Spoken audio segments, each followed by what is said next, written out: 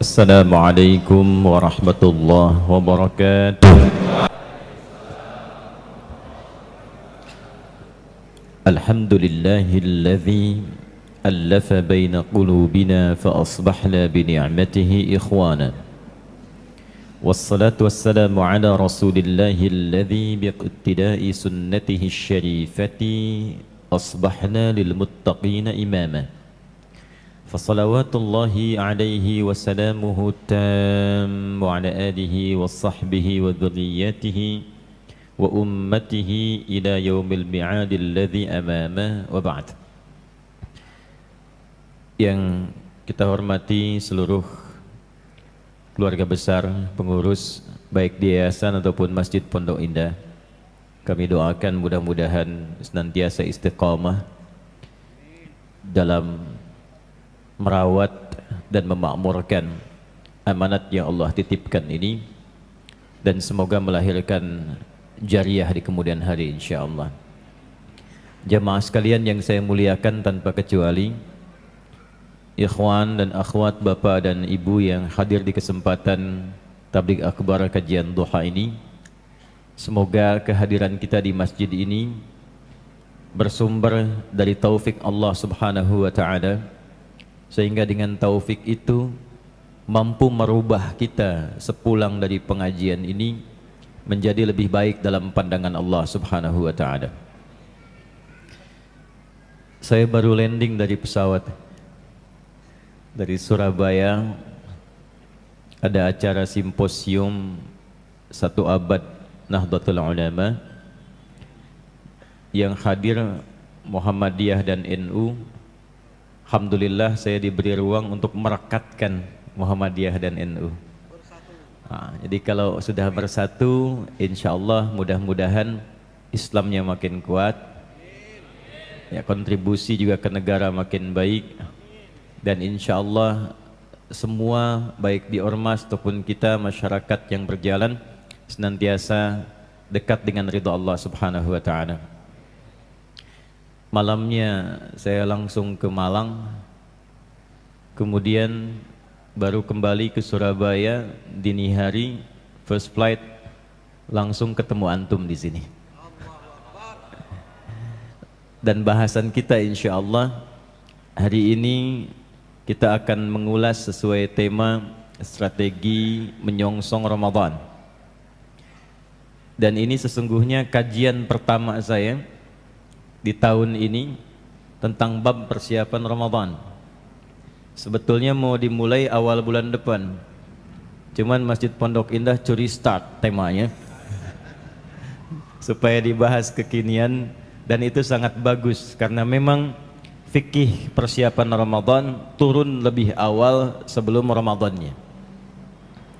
Baik teman-teman, Bapak Ibu sekalian, kita akan mulai dulu dari sisi historis, mengapa ada puasa Ramadan, itu dulu, supaya pemahaman kita menjadi lebih komprehensif, lebih luas, dan memahami hikmah dari tuntunan agama. Jadi dalam syariat Islam itu, semua unsur ibadah itu nanti ada 5 turunan. Berapa turunan? 5. Nah, saya perhatikan rata-rata di umat sekarang itu dari 5 cuma dapat 2. Dan 5 ini nanti menjadi sesuatu yang sangat menarik. Rukun Islam berapa? Salat 5 waktu berapa? Tuh, kan saya sebut 5 kan? Ya. Nah, nanti pokoknya juga 5. Jadi setiap kita menunaikan salat harus terpastikan 5 aspek itu dapat. Zakat nanti pilarnya 5. Demikian sampai ke haji. 5 ini pun ada sejarahnya. Dulu Nabi Ibrahim dan Nabi Ismail alaihimassalam ketika berdoa kepada Allah memohon agar Rasul yang terakhir yang sudah viral di kalangan Nabi. Jadi Nabi Muhammad SAW itu namanya sudah viral, menjadi komitmen setiap Nabi dan Rasul yang akan bertugas di bumi. Jadi setiap akan memulai tugasnya ada perjanjian dulu. Semua Nabi dan Rasul itu harus mengambil komitmen untuk meneruskan atau menginfokkan risalah Nabi Muhammad SAW, dan kalau semasa dengan beliau mesti menguatkannya. keduanya memohon kepada Allah. Ya, di Quran surah ketiga Ali Imran ayat 96 sampai 97 itu. Inna awwala baitin wudi'a lin-nasi lalladzi bi Bakkah mubarakah. Ya, rumah pertama yang dibangunkan untuk manusia itu adalah Ka'bah yang terletak di Mekah yang penuh berkah itu. Maka satu-satunya nabi dan rasul yang lahir dekat Ka'bah itu cuma Nabi Muhammad sallallahu alaihi wasallam. Nanti doa keduanya ada di Quran surah kedua Al-Baqarah di ayat 129. Ya, paling kiri sebelah atas di mushaf tuh. Rabbana wab'ats fihim rasulam minhum. Ya Allah, mohon nanti utus seorang rasul yang mulia itu, yang istimewa itu, spesial lahirnya dari kalangan masyarakat yang akan tumbuh dekat Ka'bah ini. Kemudian dia datang membawa 4 misi. Yatsdu alaihim ayatika, 1, membawa ayat. Makanya ketika diberikan wahyu nanti Al-Quran disebut ayat isinya. Itu barokahnya doa Nabi Ibrahim dan Nabi Ismail alaihissalam. Yatsdu alaihim ayatika, akan membacakan, membimbing umatnya dari tuntunan ayat-ayatmu. Karena itu semua isi Quran disebut ayat. Al-Fatihah 7 ayat, Al-Baqarah 286 ayat, Ali Imran 200 ayat. Ya. Nanti kita akan bahas kenapa disebut ayat. Ya. Kemudian wa yu'allimuhumul kitab, mengajarkan panduan ayat itu ya dengan detail, maka disebut nanti dengan hadis, semua sandarannya, tuntunannya disebut dengan sunnah. Jadi ada Al-Qur'annya, ada hadisnya. Ketika hadis jadi kurikulum kehidupan yang diikuti, itu sunnah namanya. Sunnah itu jalan yang diikuti. Itu maksudnya, ya. Kemudian yang ketiga wal hikmah, maknanya. Jadi skemanya begini. Kalau diperintahkan ada ayatnya, misal nanti diperintahkan sholat nih, nggak bisa langsung sholat. Dalilnya apa? Ayatnya dulu turun. Wa aqimus sholah, ya, diperintahkan sholat. Quran surah kedua ayat 43. Wa aqimus sholah, sholat. Cara sholat bagaimana? Nabi bertugas mengajarkan. Maka diajarkan oleh Nabi dari wudhunya, menghadap kiblatnya, takbir sampai salamnya, syarat dan rukunnya. Sholatnya dibuka dengan takbir, ditutup dengan salam, tapi syaratnya diikat dengan wudhu. Hadis Muslim nomor hadis 397 dari Abu Hurairah itu. Idza qumta ila shalah fa asbighul wudhu. Maka kalau orang pun sembarangan wudhunya, itu pasti sembarangan sholatnya. Wudhu nggak sempurna, sholatnya pasti buru-buru. Antum wudhu, alih-alih membasuh kepala, yang dibasuh rambut, ya, takut ya. Kan yang dibasuh harusnya kepala kan, yang diusap itu.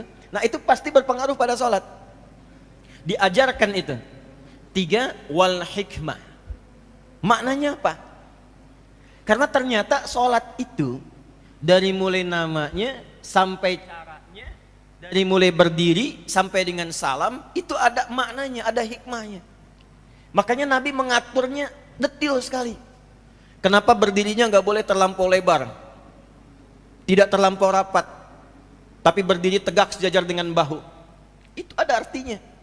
Abdurrahman bin Auf diajarkan berdiri saja, dari hikmah berdiri itu bisa mempraktekkan maknanya sehingga menjadi orang terkaya di zamannya. Lalu kenapa tangannya mengangkat seperti ini? Ada maknanya. Kenapa rukuknya mesti lurus? Ada artinya. Kenapa sujud itu 7 anggota yang menempel? Itu ada maknanya. Semua itu ada faedahnya. Itulah hikmah. Nah, kemudian yang keempat, kalau benar sholatnya seperti itu, maka wayuzakkihim, semua ibadah yang dikerjakan itu akan berdampak kepada jiwa. Berdampak pada jiwa itu membersihkan jiwanya sehingga melahirkan dorongan kebaikan saja. Karena di tubuh kita itu cuma ada 2 dorongan. Kalau bukan fujur itu takwa. Quran surah ke-91 ayat 7 sampai 10.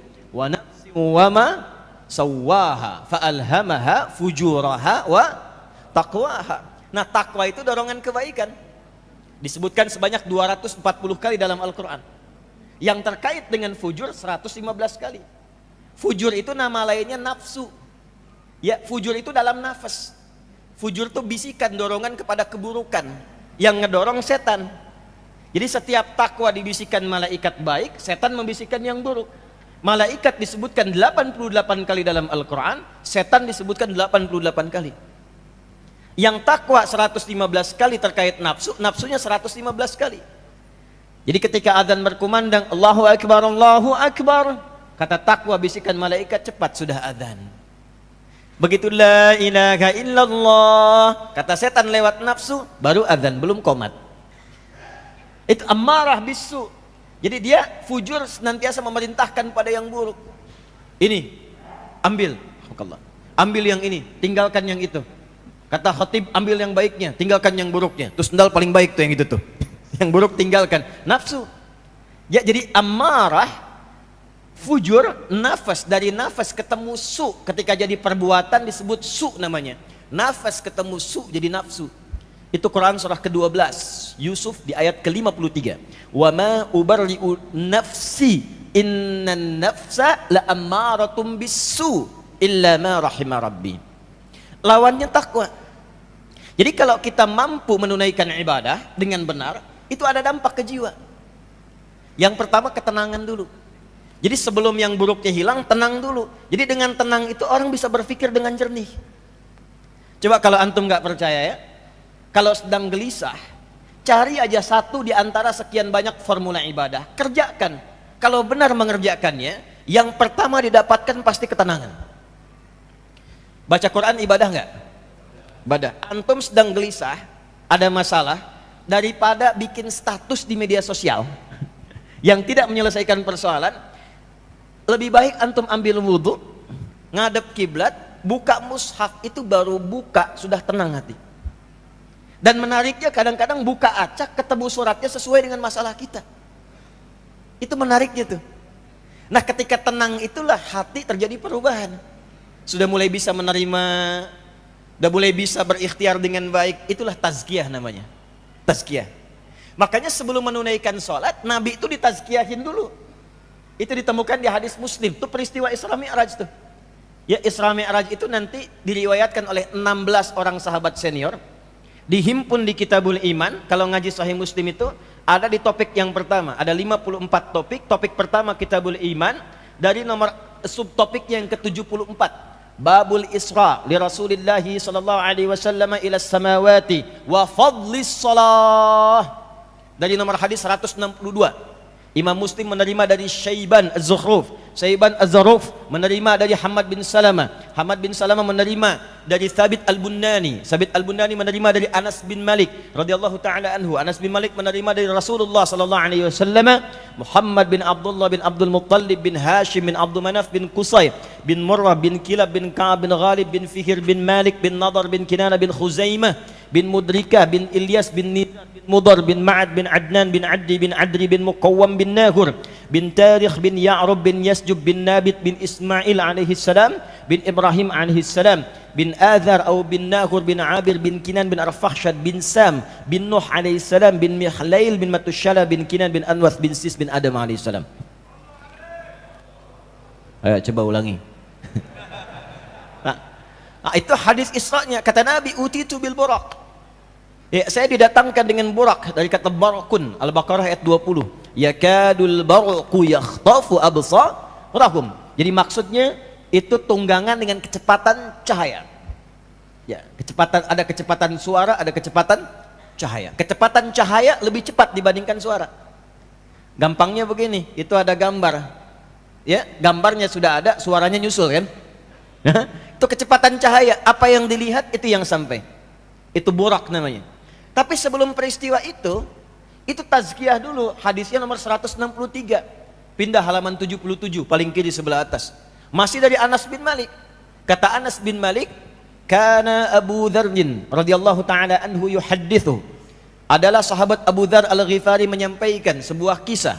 Anna Rasulullah sallallahu alaihi wasallam qala, bahwa Nabi sallallahu alaihi wasallam menyampaikan informasi sebelum diisrakan. Apa kata Nabi? Furija saqfu baiti bi Makkah. Sebelum Isra itu, atap rumahku itu ditembus yang berada di Mekah. Itu yang sekarang ada gate Nabi itu. Ya, kalau antum dari Zamzam, Safwa, lurus, jangan masuk King Abdul Aziz, langsung belok kanan. Ya, belok kanan itu kan di bawah ada Jabal Qubais yang ada istananya itu. Ya. belok lurus, yang pintu pertama gate Ismail, selanjutnya yang ketiga dari situ ada sebelah kiri gate Nabi, babun Nabi. Itu rumahnya Sayyidah Maimunah radhiyallahu taala anha. Di situ terjadi peristiwa tentang cara bangun tidur. Di situ terjadi peristiwa Nabi sebelum diisrakan, berangkatnya dari situ. Ya. Nah, depannya nanti sebelah kiri dikit itu ada yang ada jembatan kecil. Ya, tapi nggak sebesar yang Pondok Indah Mall itu ya. Yang kecil itu nyambung ke masjid. Itu sampingnya dulu ada tiang lampu tinggi sekali. Nah, itu rumahnya Abu Jahal dulu. Ya, rumahnya Abu Jahal. Ya, kita tinggalkan Abu Jahal, kita masuk ke peristiwa Isra. Furija saqfu baiti bi Makkah. Ditembus atap rumahku itu di Makkah. Fanazala Jibril alaihi salam. Maka turunlah malaikat Jibril alaihi salam, fa faraja bi sadri faghasalaha bima'i zamzam. Maka Jibril alaihi salam diperintahkan oleh Allah untuk mentazkiyahkan hatiku. Ditembus dadaku, kata Nabi, untuk dibersihkan dengan air Zamzam. Thumma jaa bi tastin ya mumtali'in hikmatan wa imanan. Setelah itulah datang dengan satu bejana air Zamzam, ya, kemudian diberikan kebersihan dari situ, lalu ditanamkan hikmah dan iman. Jadi sebelum peristiwa Isra yang mendatangkan hadiah solat itu, Nabi ditazkiyah dulu. Makanya nanti fungsi solat terkait dengan tazkiyah. Apa fungsinya? Turunlah Quran surah 29 ayat ke-45. Yang tengah-tengahnya antum hafal, awalnya nggak dihafalkan. Lihat tengahnya. Inna sholata tanha anil fahsya. Tuh, coba awalnya. Ma uhya ilaika minal kitab wa aqimis sholah. Wa aqimis shalah inna sholata tanha 'anil fahsya wal munkar. Itu tazkiyah namanya. Jadi kalau orang sholatnya benar, orang sholatnya bagus, yang pertama kali didapatkan bukan hanya menggugurkan rukunnya saja, fardunya saja. Kalau cuman gugur rukun, antum dengan dua pertama selesai. Bacaan gerakannya betul, bacaannya benar dari takbir sampai dengan salam, gerakannya benar, rukun gugur. Tapi pertanyaannya, manfaat sholatnya dapat gak? Karena sholat itu dunia akhirat. Ingat, sholat itu dunia akhirat. Sholat itu oleh Quran disebut dengan hasanah. Quran surah ke-11 Hud ayat 114. Aqimis sholata tarafa'in nahar wa zulafan minal lail innal hasanati yudhibnas sayyiat. Sholat disebut hasanah. Sedangkan hasanah konfigurasinya itu dunia akhirat. Al-Baqarah ayat 201. Wa minhum may yaqulu rabbana atina fid dunya wa fil akhirati hasanah. Karena itu ketika antum minta, ya Allah berikan hamba kemuliaan-kemuliaan dunia, bentuknya hasanah. Pekerjaannya sukses tapi punya nilai baik. Di rumah tangga bahagia, punya nilai baik, namanya hasanah. Maka Allah jawab lewat sholat. Sholat itu kunci. Kalau kunci itu benar, kita bisa membuka pintu apapun yang kita inginkan. Ada pintu rumah tangga, kuncinya dari sholat. Pintu sosial, pintu pekerjaan, semua dari sholat gerbangnya. Dari sholat. Karena itulah ketika dipanggil sholat, itu panggilannya melekat dengan semua kesuksesan dan kebahagiaan. Dalam bahasa Arab disebut dengan falah namanya, success and happiness. Diperdengarkan di telinga kita. Telinga bahasa Arabnya udhun, jamaknya adhan. Setiap kali adhan, bukankah setelah hayya 'alas shalah itu hayya 'alal falah? Hayya 'alas shalah, hayya 'alal falah. Kamu itu jadi muslim mesti sukses, kata Allah. Kamu beriman mesti bahagia. Jangan sampai di kantor sukses, di rumah nggak bahagia. Di pekerjaan champion, di rumah nggak dapat kebahagiaan. Nah, ternyata kuncinya apa? Salat. Tapi nggak mungkin itu bisa diraih kalau cuma dua saja. Bacaan hafal, gerakan khatam, tapi hikmah nggak dapat. Itulah ilmu hikmah. Memahamkan kita sehingga dampaknya kepada tazkiyah. Nah, nanti bab sholat kita bahas lain waktu ya, karena kan babnya puasa nih. Ini baru mukaddimah, kita belum mulai deh. Ya. Ya. Balik dulu. Nah, jadi yang diminta Nabi Ibrahim, Nabi Ismail alaihissalam ada berapa tadi? 4. Al-Baqarah 129. Yatslu alaihim ayatika, ayat. Wa yu'allimuhumul kitab, penjelasan detil. Wal hikmah, hikmahnya, esensinya, maknanya. Kemudian 4, wa yuzakkihim innaka antal azizul hakim.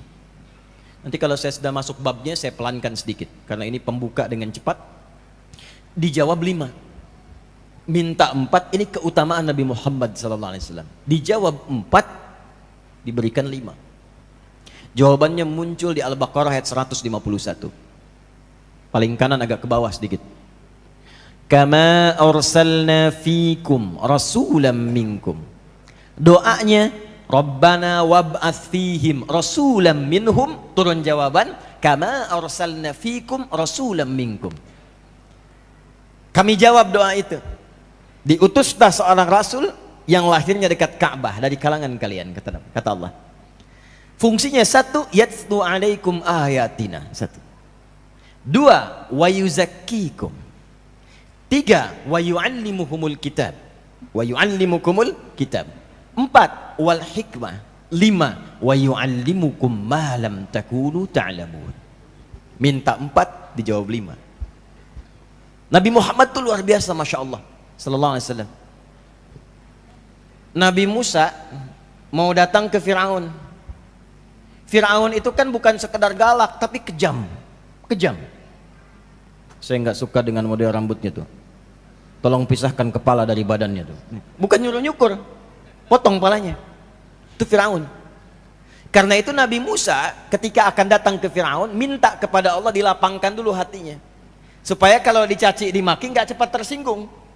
Sebab kalau Nabi tersinggung berdoa, doanya kabul, selesai. Ya. Maka minta kepada Allah, doa dilapangkan hati. Ini yang di surat Thaha itu. Rabbi syrahli wa yassirli wahlul 'uqdatam yafqahu. Perhatikan ya. Kita lihat komparasi Nabi Musa dengan Nabi Muhammad SAW. Nabi Musa berdoa dikabulkan oleh Allah. Rabbi syrahli. Nabi Muhammad nggak minta turun ayat alam nashrah laka sadrak. Nabi Musa Rabbi syrahli sadri. Nabi Muhammad alam nashrah laka sadrak. Nabi Musa minta wa yassirli amri, dia kabul. Nabi Muhammad nggak minta turun ayat wa nuyassiruka lil yusra. Itu keutamaannya. Nabi Ibrahim, Nabi Ismail berdoa untuk Nabi Muhammad, minta 4, jawaban dari Allah 5. Dan 5 inilah pilar-pilar kita dalam memahami setiap tuntunan syariat. Maka di sholat kalau kita akan riset, yang kelima akan ditemukan. Yang 4 kan berakhir. Yang kelimanya apa? Akan ditemukan pengetahuan baru. Wa yu'allimukum ma lam takunu ta'lamun. Jadi kalau antum riset di semua bidang, misal antum ada yang di bidang kedokteran, antum ada yang di bidang misalnya fisiologi, ada yang di biologi. Itu setiap disiplin ilmu kalau mempelajari tentang sholat pasti akan mendapatkan bab yang baru. Silahkan cek. Dari segi kesehatan, kenapa rukuk begini? Apa manfaatnya terhadap otot? Kenapa sujudnya harus 7 bagian anggota nempel? Apa manfaatnya terhadap peredaran darah sehingga berkumpul kembali kemudian di otak, diputar kembali ke jantung? Kenapa tangan saat sujud ini nggak boleh nempel ke sini? Ya, itu ada semua dari faktornya. Dan itu akan selalu menemukan pengetahuan yang baru. Nah, yang ingin saya sampaikan, membaca syariat itu begitu. Sekarang kita akan mengaji tentang puasa, maka landasan mengkaji itu kalau ingin komprehensif, dasarnya yang 5 ini. 1 ayatnya apa? Untuk menemukan dalil. 2 baru bicara caranya. 3 hikmahnya. 4 dampak puasa pada perubahan jiwa, dan itu ada babnya. Yang 5 pengetahuan baru apa yang ditemukan dalam puasa yang kita bisa praktekkan dalam kehidupan. Ini pokoknya. Dan ini mukaddimahnya. Baru kemudian kita mulai kajian kita, insya Allah. Kita ada waktu 1 jam ke depan. Saya hanya dibatasi sampai setengah 10 di sini. Ya, bukan panitianya, bukan. Ya, karena ada 1 saudara yang meninggal dunia. Kita jam 10 bergerak, jadi setengah jam kita bisa diskusi. Setelah itu saya pamit. Kita kembali. Bismillahirrahmanirrahim. Kita mulai dari pilar yang pertama, ayatnya. Mengapa kita puasa? Pelan-pelan ya. Kalau ibadah, apalagi yang formal, yang ditanya dalilnya. Jelas ya? Yang ditanya apa? Dalilnya. Dan perintah. Oke ya? Jadi yang ditanya perintah, bukan larangan. Kalau larangan gak akan ditemukan. Coba cari larangan sholat subuh 3 rakaat. Cari larangan sholat subuh 3 rakaat, nggak akan ditemukan. Ya, sampai kiamat kurang 2 hari nggak akan ditemukan. Ya, sehari lagi kita sadar. Kenapa? Karena untuk ibadah itu yang dicari bukan larangan, tapi perintahnya. Dalil. Sebaliknya dunia itu kebalik, yang dicari larangannya. Supaya memudahkan kita beraktivitas. Jadi jangan tanya dalil. Saya pengen jus alpukat, apa dalilnya? Susah kalau begitu. Ya. Jadi dunia itu semua boleh, kecuali yang dilarang. Itu aja. Makanya ayat larangan di Quran itu cuma 300, kurang lebih 313. Semuanya itu 6.236 ayat, teman-teman. Ya. Dan ibadah itu yang pakai dalil. Sholat saja, sholat. Maaf ya, saya tanya nih, berapa waktu tadi sholat? 5 waktu. Dari 5 waktu ini paling khusyuk sekali sholat berapa menit? 5 menit ya. 5 kali 5 berapa? 25 menit. Kalau konsisten seperti itu, ada yang menghitung secara statistik, menghitung. Jadi ketika dihitung, kalau orang 5 menit saja khusyuk, 5 kali dalam sehari 25 menit, berarti dalam setahun dihitung itu dia hanya menunaikan 1 pekan saja. Seminggu. Ya, seminggu. Sisanya Allah berikan kesempatan, silakan. Bangun, makmurkan, beraktivitas. Itu pun kadang-kadang masih belum optimal. Ya, maka kembali yang ditanya dalil. Kita mulai sekarang, kita ingin bahas tentang puasa. Apa dalilnya, apa ayatnya, dan apa yang melatar belakangi ayat ini diturunkan. Kita mulai dengan Al-Baqarah Quran surah kedua ayat 183 sampai dengan 187. Saya ulang, Quran surah kedua Al-Baqarah, saya pelankan dan saya ritmenya mulai atur agak lambat. Quran surah kedua Al-Baqarah ayat 183 sampai 187. Satu paket ya. Jadi bukan satu ayat saja, satu paket. Kisahnya dimulai ke Yathrib yang kelak menjadi Al-Madinah Al-Munawwarah. Setelah menunaikan tugas di Mekah, menyampaikan pokok-pokok tauhid dan bab awal salat sebanyak kurang lebih 13 tahun. Dakwah yang optimalnya 10 tahun, 3 tahunnya itu masa-masa persiapan. Jadi Nabi 3 ke 4 tahun itu masa pembekalan, belum dakwah terbuka. Ya, ini risalah ya, maaf ya, pada para ustadz, kiai, para pengajar dan sebagainya, dimanapun akan ditempatkan, maka dalam Islam itu nggak boleh langsung ngajar, harus menguasai materinya dulu, ilmunya dulu. Ya, makanya turunnya surah Al-Mudaththir itu, ya teman-teman sekalian, turunnya Al-Mudaththir itu kan didahului dengan 3 tahun sebelumnya. Allah mengajarkan dulu kepada Nabi. Ya, ajarkan dulu, setelah Iqra kan diajarkan dulu. Ya, tambahkan setelah berselimut pengetahuan, berselimut dengan rahmat Allah yang siap untuk disampaikan. Al-Muzammil, ya, itu seakar nanti dari kata zamil. Zamil itu teman. Muzammil itu orang yang menjadikan selimut sebagai temannya. Ya, supaya mendapatkan kenyamanan dalam tidur. Biasanya kan fungsi selimut itu 2. Ya. Satu memberikan kenyamanan saat tidur, yang kedua berlindung saat merasakan ketakutan kan? Ya, masih ingat kalau anak-anak terus sedang berlindung dikejar-kejar, dia sembunyi di balik selimut kan? Ya kan? Nah, itu kalau ada orang berlindung di balik selimut untuk menutupi kegelisahan atau ingin menjadikannya nyaman, maka dia disebut dengan muzammil namanya. Jelas? Ada orang yang Masya Allah kerjaannya begitu padat, berangkat gelap, pulang gelap, siangnya sibuk dengan dunia, malamnya capek tidur sampai nggak sempat bangun, sholat apa adanya, cita-cita masuk surga, surganya surga Firdaus bersama Nabi lagi.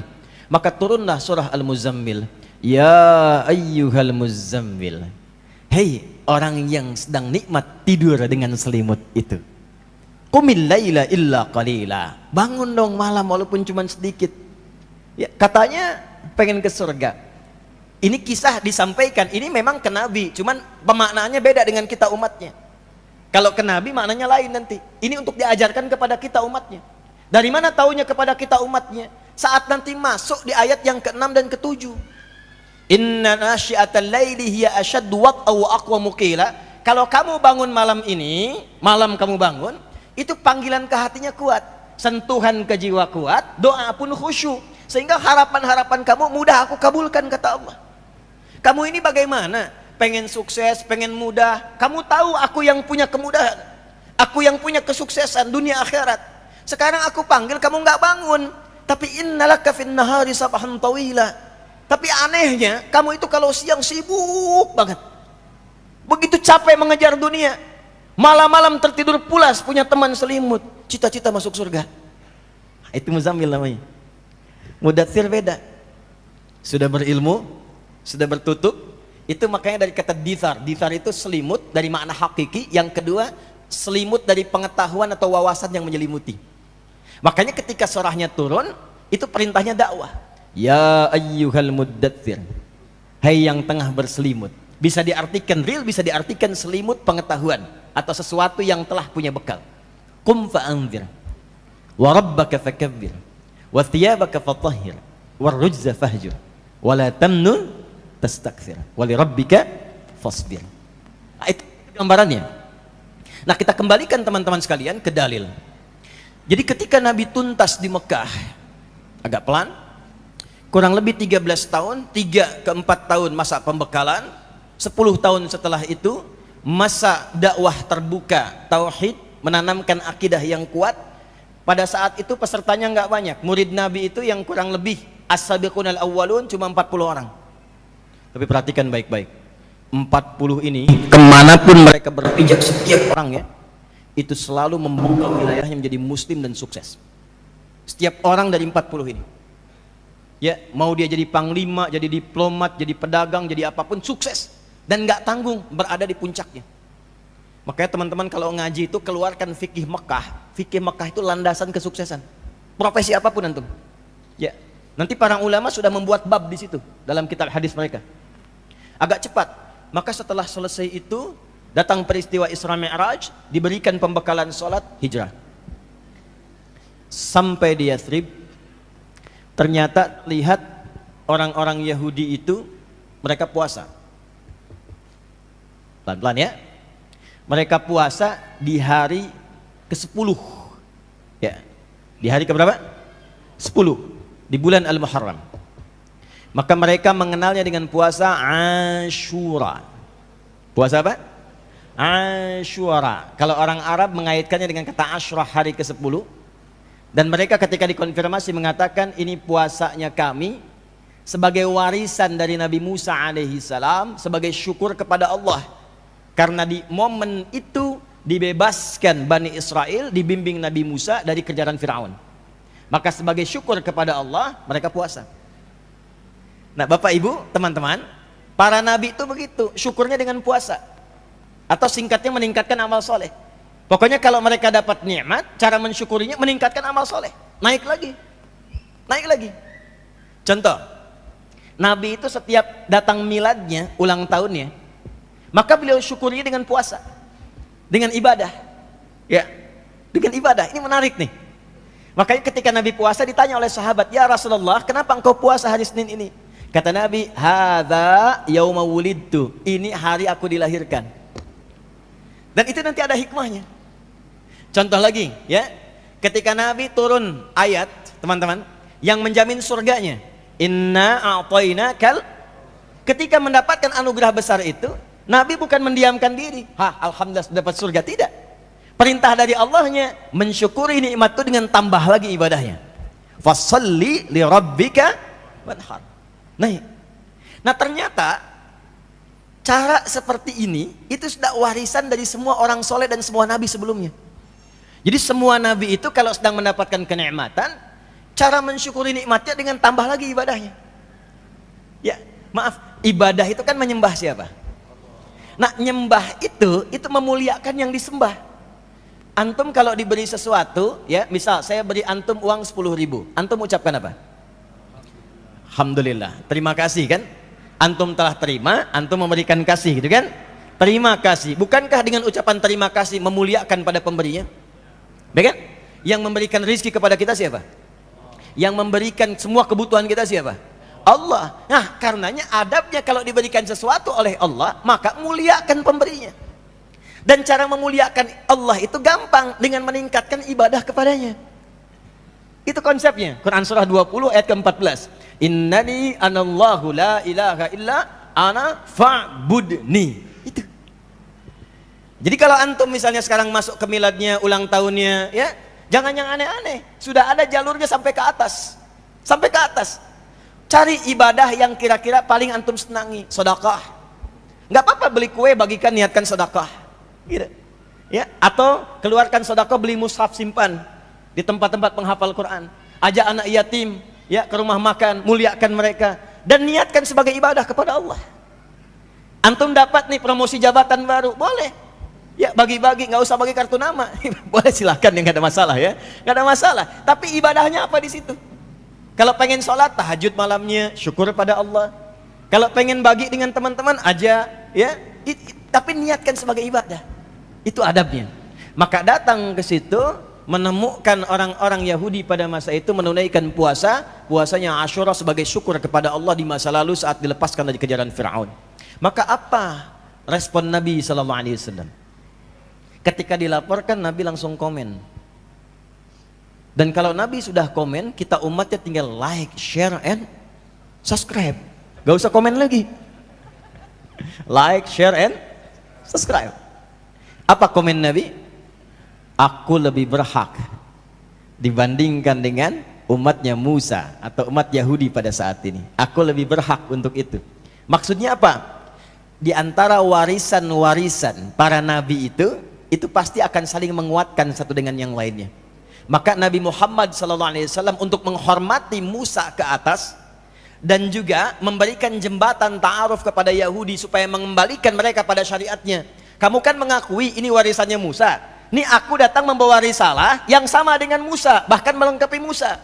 Jelas ya? Jadi kalau di titik ini mereka paham, ikut puasa Nabi Muhammad, ikut puasa umat Islam dengan harapan mereka sadar kembali. Oh, umat Islam ini benar, ngikutnya Musa. Kalau benar Musa, nih ikutin, aku akan ajarkan apa yang Musa telah ajarkan kepada kalian sebelumnya. Maka puasalah Nabi Muhammad SAW, puasalah para sahabat. Setelah mereka puasa, tiba-tiba muncul respon dari Yahudi yang hidup pada masa itu. Ada Bani Qainuqa, Bani Nazir, ya. Kemudian ada Bani Quraidah dan sebagainya. Tiba-tiba responnya tanpa diduga, dan ini genealogi Yahudi. Nanti lain waktu kita insya Allah ngaji, ya, supaya tahu Bani Israel itu apa, Yahudi itu apa. Di Quran kan banyak tuh diksinya, dan itu mewariskan genealoginya sampai kini. Ya, ada yang di bidang ekonomi, di bidang politik, di bidang militer, ada yang suka ngeyel, ada yang suka konflik, ada, dan itu turun. Makanya di Quran dengan di hadis itu sangat ketat. Kalau anda berdagang ketemu Yahudi, caranya begini. Ya, kalau anda di politik ketemu Yahudi, caranya begini, dan sebagainya. Itu lengkap sekali. Balik dulu. Maka ketika umat Islam dan Nabi puasa, orang Yahudi ternyata merespon dengan mengolok-ngolok Nabi dan umat Islam. Lihat tuh Muhammad dan umatnya. Sholatnya nggak punya kiblat, ngadepnya ke kiblat kita di Masjidil Aqsa. Sekarang puasanya pun nggak punya bahan, puasanya ikut kita juga di Asyura. Maka menyebarlah berita itu menjadi hoax. Dan produk hoax pada saat itu banyak dikelola oleh Yahudi pada masa itu. Dan itu nanti ada genealoginya. Dan nanti direspon dengan turunnya nanti diantaranya beberapa surat dalam Al-Quran. Wa idza ja'ahum amrum minal amni awil khawfi adha'u bih. Ada ciri masyarakat sakit yang belum apa-apa sudah di broadcast semua. Adha'u itu dari idza'ah. Jadi Quran menyebutkan orang yang senang broadcast, semua di broadcast, semua di update status. Ya, mau Pondok Indah gelap, Pondok Indah mendung, langsung bikin status. Ya, Pondok Indah macet, bikin status. Itu kata Quran ciri masyarakat kurang sehat. Kurang sehat. Nah, Yahudi begitu. Semua disebarkan, semua diupdate, semua diproduksi hoax supaya menyebar. Akhirnya Nabi memohon kepada Allah. Dua permohonannya. Menjawab langsung tentang kiblat dan tentang puasa. Maka saat memohon kepada Allah tentang kiblat, meneruskan yang sebelumnya, yang sejak di Mekah beliau minta, maka turunlah Al-Baqarah ayat 144. Karena kita beritanya tentang puasa, maka dengan respon itu minta kepada Allah, ya Allah, anugerahkan kepada kami umat Islam puasa yang dengan puasa itu mengungguli semua puasa yang pernah dikerjakan pada umat-umat sebelumnya. Maka turunlah pertama Quran surah kedua Al-Baqarah di ayat 183 sampai nanti 187-nya. Ini asalnya. Ya, pelan-pelan. Ya ayyuhalladzina amanu kutiba alaikumus siyam kama kutiba 'alal ladzina min qablikum la'allakum. Perhatikan dasarnya, saya pelankan. Permohonannya diturunkan yang kiblatnya lebih utama dari yang lainnya, puasanya pun lebih utama dari yang lainnya. Jadi kalau kita kembalikan ke 5 pilar tadi, Ramadan itu bukan puasa biasa yang kalau kita kerjakan dengan benar, satu, dari semua sudut pandang, baik terkait pahalanya, keutamaannya, itu akan mengalahkan puasa-puasa yang pernah dikerjakan sebelumnya. Nggak ada tandingannya. Nanti kita akan lihat diantara keutamaannya. Ya. Jadi kalau kita urutkan dari segi ayat, dasar ayatnya turun itu ternyata salah satunya untuk memuliakan umatnya Nabi Muhammad SAW lewat Rasulnya. Jadi tidak ada nanti umat lain berbangga lagi. Kami juga pernah puasa, kami juga pernah puasa. Jadi Allah bukan sekedar menjawab, Muhammad puasamu tidak sama dengan mereka, bukan sekedar menjawab, tapi ya Muhammad SAW sampaikan pada umatmu yang telah beriman itu, puasa engkau bukan hanya engkau kerjakan seperti dulu orang puasa, tapi puasamu lebih unggul dibandingkan dengan orang-orang dulu yang pernah puasa. Itu poinnya. Jadi berbahagialah teman-teman sekalian ketika mendekat kepada Ramadan, karena di dalamnya akan ada keutamaan-keutamaan yang mengalahkan semua jenis puasa yang pernah berlaku di masa lampau. Makanya para sahabat ketika mau datang Ramadan gembira semua. Gembira, bahkan ditunggu-tunggu. Tunggu-tunggu. Allahu Akbar. Jadi nggak ada yang nanya begini, kapan puasa? Sebulan lagi, ya cepet amat ya. Itu kadang baru berhenti Ramadan, udah nangis pengen nunggu Ramadan lagi. Karena apa? Karena tahu fikihnya. Ada sesuatu yang beda. Ada yang nggak sama di Ramadan. Ada suasana yang nggak serupa. Coba kita rasakan ya. Maaf nih. Kita saat masuk Ramadan aja, suasananya beda kan? Ya. Ini suasana masjidnya udah lain nih. Masya Allah, jamaahnya makin banyak. Dari mulai maghrib, ibu-ibu udah bawa sejadah, bertarung mendapatkan saf depan. Bukan untuk isya, buat tarawih. Sedangkan tarawih sunnah hukumnya. Dan unik puasa itu. Jadi Ramadan itu, puasa itu, yang pertama, itu bisa meningkatkan kesolehan yang sebelumnya bahkan gak pernah dikerjakan. Antum keluar nih ya, ada yang minta, belum tentu diberi. Ramadan yang gak ada dicari-cari. Berapa fakirnya, berapa miskinnya, berapa anak yatim sekitaran sini. Ramadan. Sholat fardu kadang terlambat. Ramadan ketinggalan sunnah, gelisah. Tarawih sunnah kan? Antum ketinggalan gelisah. Gelisah. Dan hebatnya Ramadan, ya, dan nanti turunan puasa lagi, itu bisa menghambat seseorang berbuat maksiat. Seorang pemarah pun akan libur marahnya saat puasa.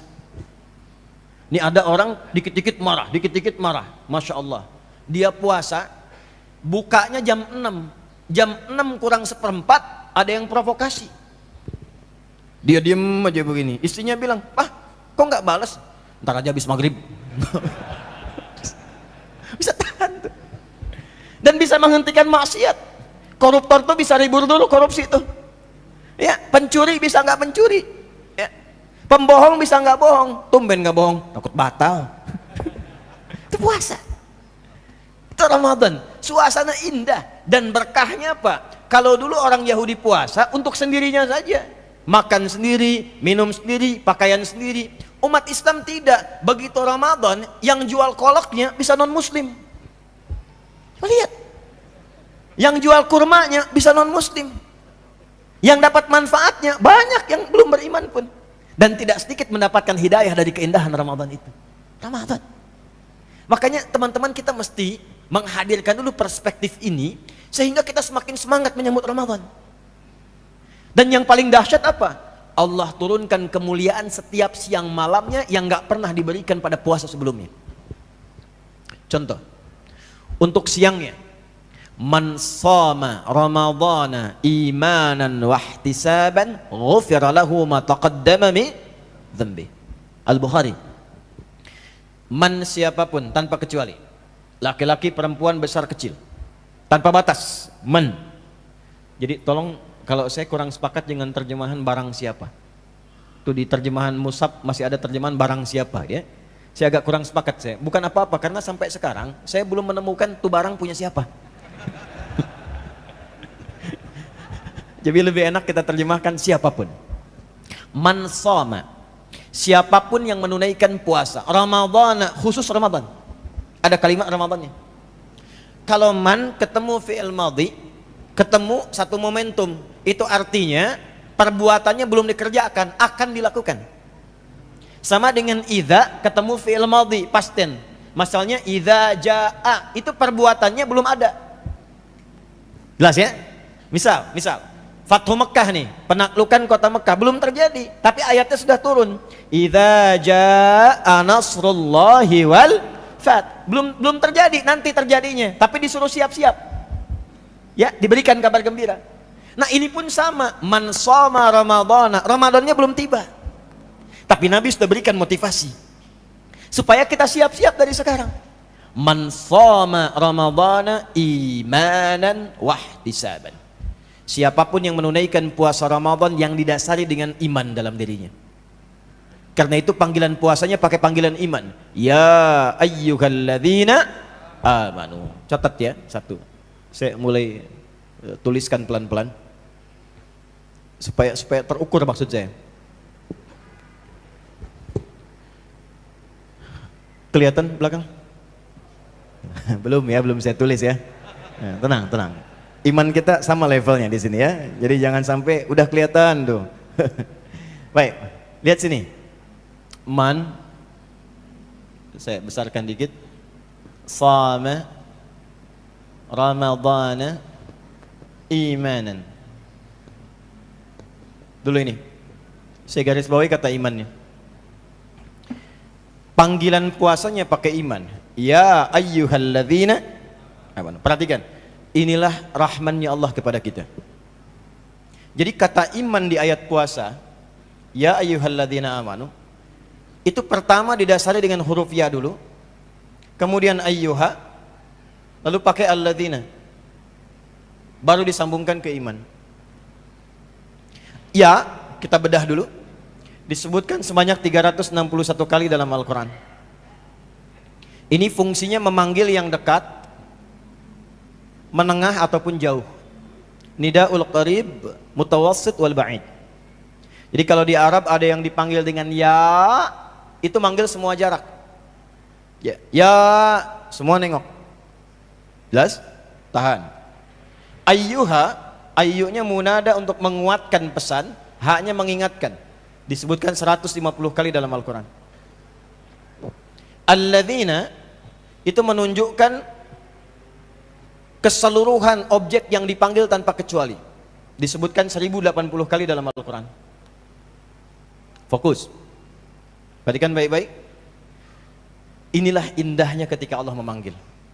Allah tidak pernah bedakan siapa yang dipanggil khusus untuk Ramadan. Kata Allah, hei semua hambaku yang merasa punya iman. Aku nggak peduli apakah imanmu itu lemah sehingga engkau merasa jauh dariku, aku panggil. Datang. Aku siapkan Ramadan untuk menguatkan imanmu. Apakah engkau merasa tengah-tengah, jauh, tidak, dekat juga tidak? Dipanggil sholat fardu datang, sunnah belum tentu. Kalau yang ini sholat fardu pun belum tentu. Ada yang merasa dekat dengan Allah, sunnah pun sudah dikerjakan sebelum Ramadan. Bahkan latihan puasa sunnah, latihan tahajud. Kata Allah, aku nggak bedakan, semua disamakan dipanggil. Dan ini dibuktikan saat Ramadan. Makanya ketika Ramadan tiba, orang yang nggak pernah ke masjid pun bisa saf pertama. Saya tidak mengatakan setiap saf pertama nggak pernah ke masjid ya. Tapi saya ingin katakan suasana Ramadan dengan panggilan satu huruf ya ini, itu merubah jiwa kita. Yang nggak pernah tadarus bisa tadarus. Karena kenapa? Ada fitrah yang Allah berikan dengan rahmatnya menjadikan semua merasakan nikmat yang sama. Itulah hebatnya Ramadan. Dipanggil semua. Ini dengan satu huruf ya saja. Ya, pakai alladzina. Tapi problemnya adalah ini panggilan di awal Ramadan. Tidak berlaku sampai akhirnya.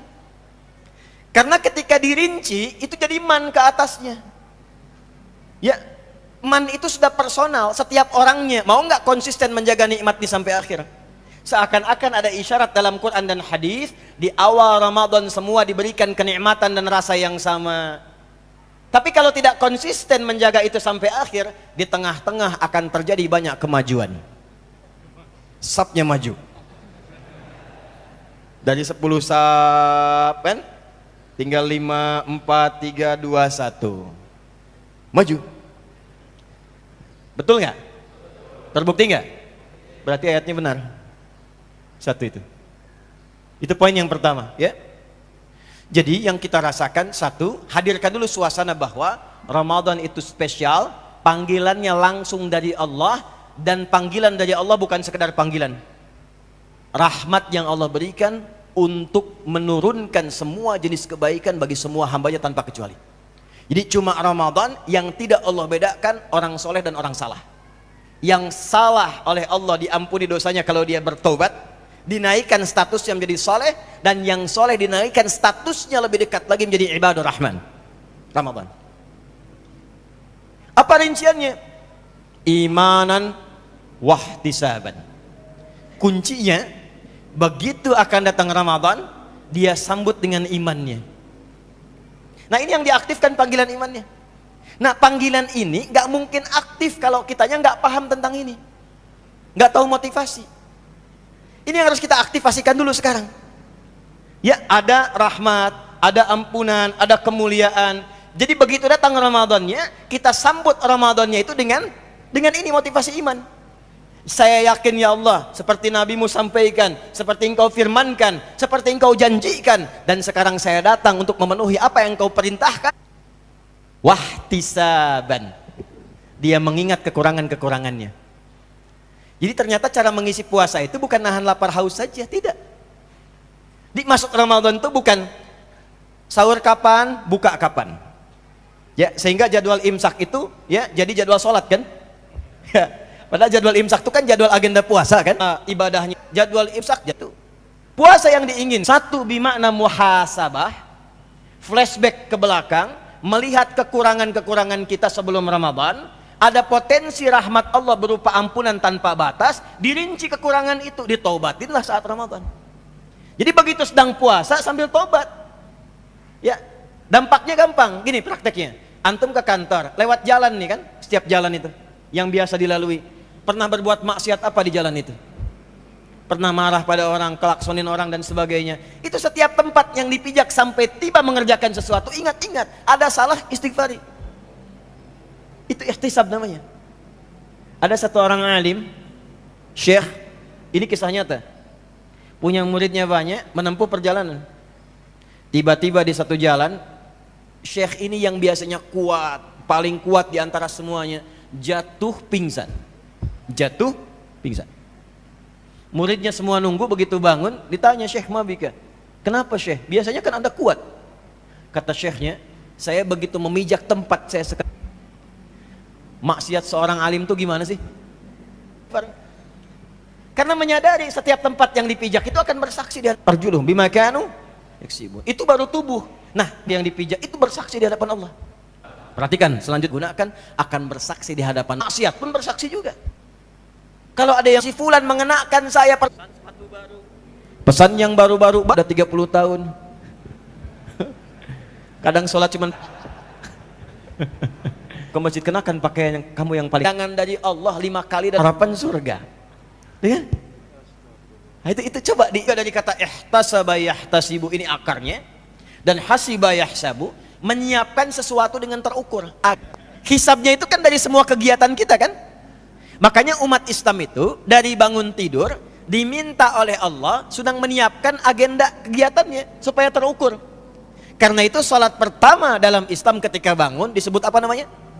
Subuh. Apa itu subuh? Subuh itu ada dalilnya, bukan sekedar nama. Bukan sekedar nama. Subuh itu nanti spiritnya ada di Quran surah 81 At-Takwir ayat 18. Was-subhi idza tanaffas. Bersamaan dengan tibanya subuh, demi waktu subuh yang aku tetapkan kata Allah, bersamaan dengan itu siapkan agenda kegiatanmu seperti nafas yang mengalir dalam dirimu. Makanya semua kegiatan kita itu bukan sekedar bagaimana kabarmu, Bagaimana kabarmu di pagi ini? Sudah punya? Kecuali sudah punya agenda yang disiapkan yang akan dikerjakan di hari itu. Nabi itu ngajarin kita evaluasi. Tadi, besok harus jamaah. Dari yang jamaah, karena kesulitan yang dibaca. Yang pengen ke surga. Kan ke surga itu membaca, naiknya itu membacakan apa yang biasa dibaca. Ya, Quran yang biasa dibaca, itu perintahnya itu. Iqra, warattil. Ya, inna akhira qira'ataka, akhira manzilatika fil jannah. Iqra warfa'. Baca dari Quran yang biasa engkau baca di dunia. Kalau belum sempat sempurna, kita niatkan besok saya punya agenda gini. Salat subuhnya di Masjid Pondok Indah, ya.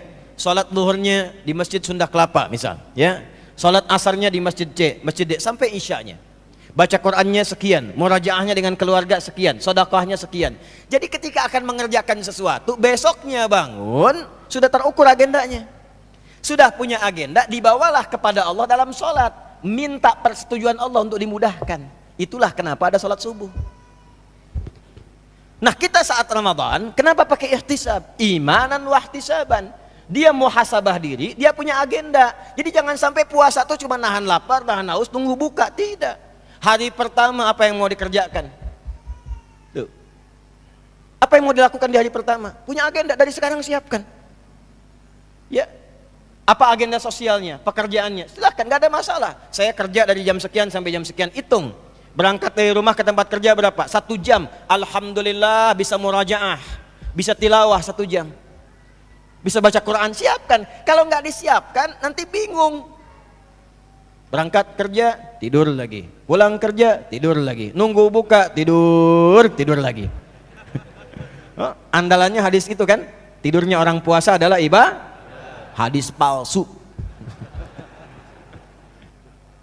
Hadis palsu. Itu dari hikmah sebetulnya, bukan hadis.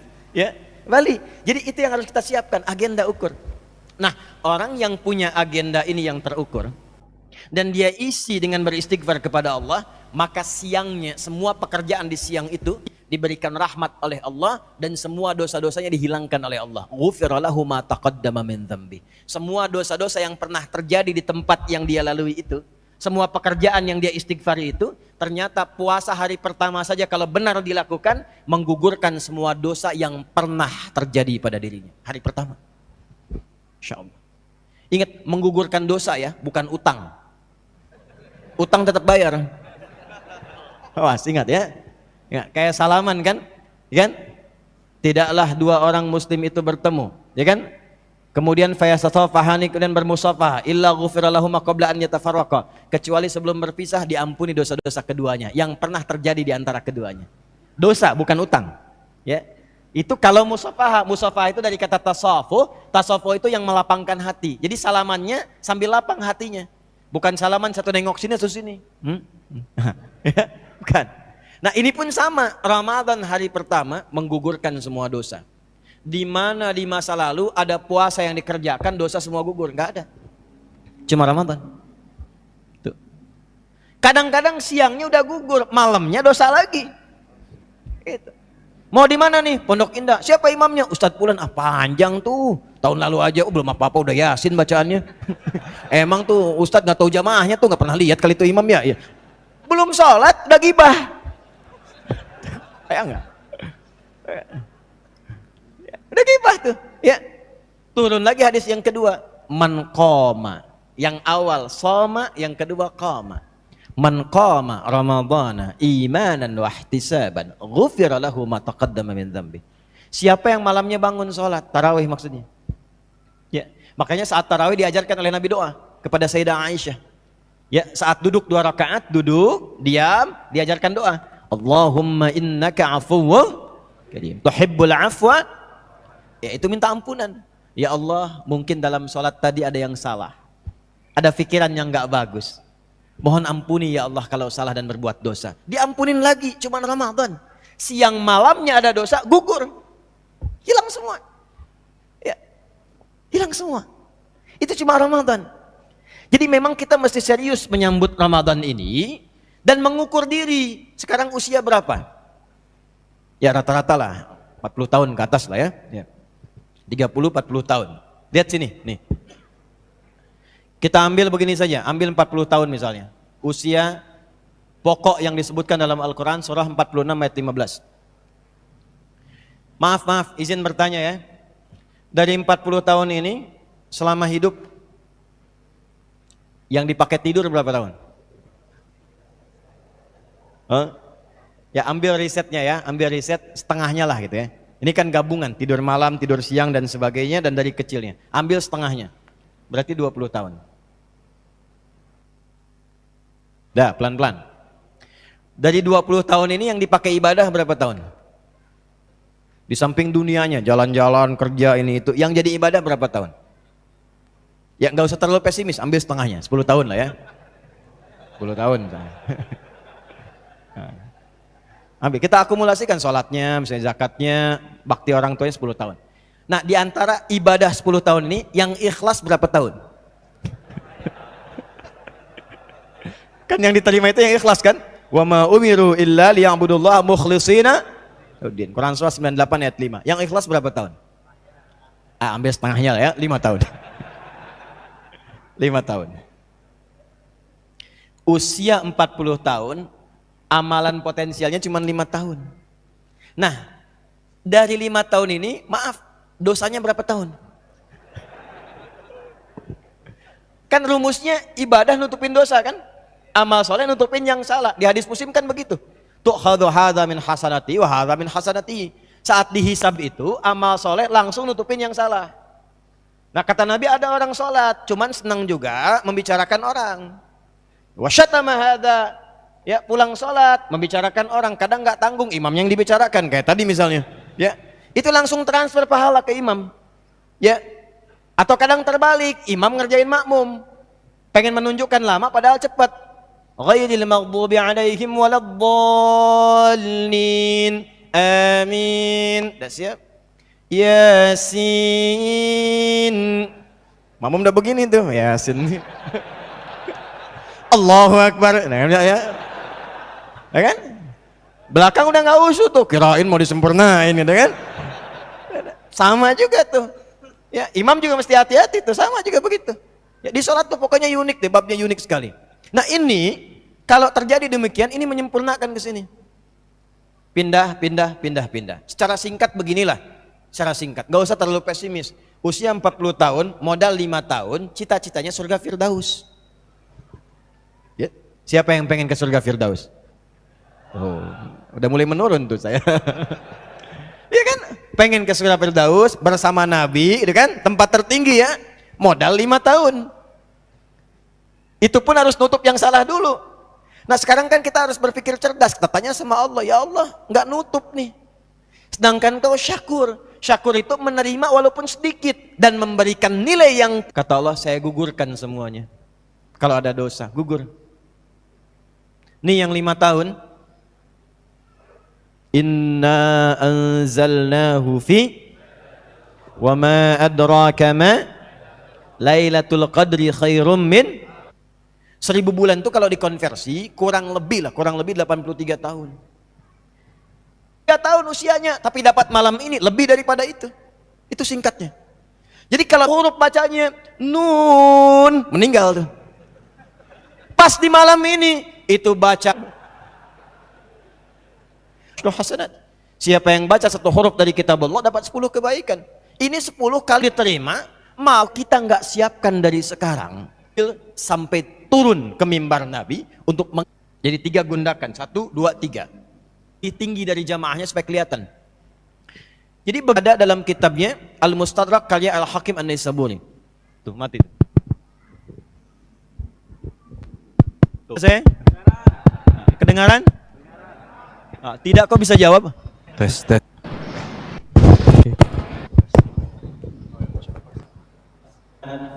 Ya Muhammad sallallahu alaihi wasallam. Beriman bukan muslim. Rahimah anfu itu kotor itu menunjukkan sesuatu yang tercela. Dan ini diadopsi dulu oleh Belanda. Kolega dari petinggi Belanda. Dia seorang keponakannya perempuan.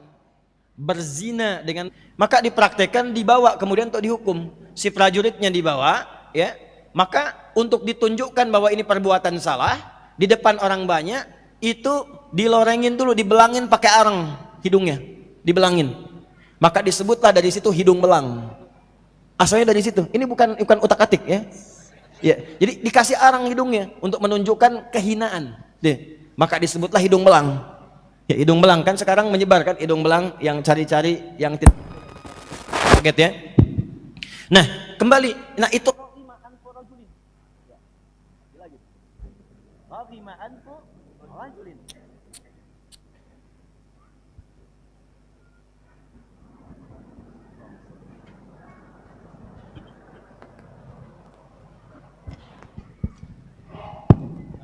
baik, itu raghima anfu rajulin. Sungguh tercela seseorang. Liman adraka ramadhana falam yughfar lahu.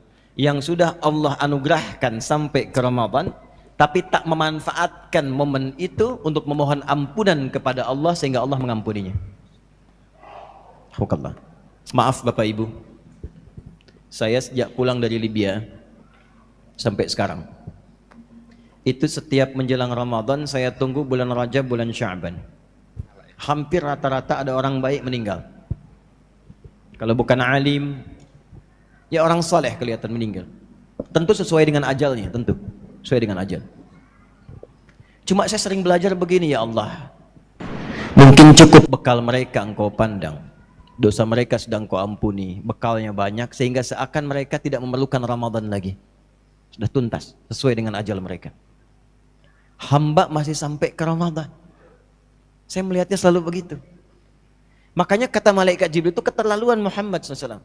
Orang udah dikasih Ramadan yang orang dulu nggak pernah dapat. Umat dulu tuh nggak dapat itu. Walaupun mereka puasa, kama kutiba 'alal ladzina min qablikum, mereka juga puasa. Tapi suasananya nggak kayak Ramadan. Kata malaikat Jibril langsung turun. Keterlaluan Muhammad SAW. Terhina seorang hamba, jauh dari Allah. Karena redaksi lainnya bu'dan, jauh dari Allah tuh. Orang yang udah dikasih Ramadan nggak dimanfaatkan sampai nggak mampu diampuni. Sehari nggak minta ampun kiranya wajar. 2 hari dipertanyakan, 30 hari dikasih nggak minta juga. Berapa hari lagi harus dikasih?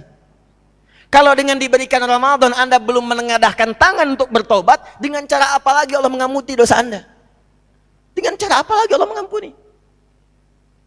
Dan itu siang malamnya gitu. Siang malamnya. Maka hal yang harus dilakukan apa? Ingat, Nabi langsung mengaminkan. Amin. Biasanya Nabi yang berdoa, malaikat mengaminkan. Di kasus ini malaikat yang bermohon, Nabi mengaminkan. Kasus ini. Ini menunjukkan saking utamanya Ramadan. Karena itulah saat sebelum masuk Ramadan, Nabi mengajarkan kepada umatnya kurikulum terbaik untuk menyongsong Ramadan. Bahkan ditunjukkan oleh Nabi SAW. Berita baiknya teman-teman sekalian, ayat ini turunnya bukan saat Ramadannya, tapi turunnya di bulan Sya'ban. Supaya ada persiapan sebulan sebelumnya. Di turunnya Al-Baqarah 183 itu bulannya bulan Sya'ban, bukan Ramadannya. Tahun kedua Hijrah. Kenapa turunnya sebulan sebelumnya? Untuk menyiapkan diri, saking pentingnya Ramadan, siap-siap dulu sebelumnya. Supaya bisa menerima dengan lapang. Ya. Sesuatu yang lapang, yang nyaman, yang siap menerima siapapun dan apapun yang datang, itu dalam bahasa Arab kata kerjanya disebut dengan rahaba. Sifatnya disebut dengan marhaban. Kalau ada tamu datang kepada kita, kita katakan, orang Arab datang kita katakan marhaban. Artinya kita sudah lapang, silahkan anggap seperti rumah sendiri, silahkan nikmati. Nazaltum ahlan wa halaltum sahlan. Ahlan wa sahlan singkatannya. Ya, nazaltum ahlan, engkau datang seperti keluarga, anggap rumah sendiri. Silahkan nikmati makanan, nyapu, ngepel. Itu bukan kalimat yang cuma dimunculkan pakai tulisan, harus pakai hati. Nulis marhaban, hatinya udah siap belum? Udah lapang belum? Karena itu kita berusaha melarap kata. Disinilah muncul kata tarhib Ramadan. Tarhib itu asalnya upaya melapangkan hati dan jiwa supaya siap menerima ketika Ramadan datang. Kita katakan, ya Allah, hamba siap, marhaban. Diperintahkan apa? Hamba kerjakan. Tarawih engkau, siap ya Allah. Baca Quran, siap ya Allah. Puasa, siap ya Allah. Itulah marhaban. Jadi itulah kenapa para ulama merumuskan kurikulum Nabi yang Nabi ajarkan sebagai tarhib. Supaya persiapan sebelum Ramadan tiba. Saking pentingnya Ramadan. Itu gambarannya. Jadi kalau kita masih merasa aman, ya silahkan. Tapi kalau kita hitung-hitungan kayak tadi itu, berapa sih dosa yang sudah dikumpulkan sampai saat ini? Cirinya gampang, cirinya. Kalau masih khawatir dan takut dengan kematian, itu berarti ada bekal yang belum sempurna. Mau meninggal hari ini? Boleh Ustadz, yang penting masuk surga. Apalagi eranya kekinian. Ya, kata Nabi itu, era-era akan tiba waktu yushiku antada alaikumul umam kama tada al-aklatu ala qas'atiha. Qila amin killatin bina yawma qala bal antum yawma idzin katsir walakinnakum gutha'un ka gutha'is sayl tunza'ul mahabbatu min qulubi aduwikum wa yuj'alu fi qulubikumul wahn. Qalu wa mal wahnu ya Rasulullah? Qala hubbud dunya wa karahiyatul maut. Akan tiba satu masa umat Islam itu terombang-ambing. Auranya kecil, tidak ada karismanya. Pecah-pecah, terpolarisasi. Seperti ombak gampang diterjang, pergi, ribut. Ombak kan begitu, pecah, ribut. Sahabat konfirmasi, ya Rasulullah, apakah pada saat itu jumlah kami sedikit? Kata Nabi, bal antum yauma idzin katsir. Kalian malah banyak waktu itu. Ya. Kok bisa ya Rasulullah? Cuman sayang, banyaknya kalian itu seperti buih, nggak ada karismanya, nggak ada taringnya, nggak ada persatuannya, terlempar satu kemari.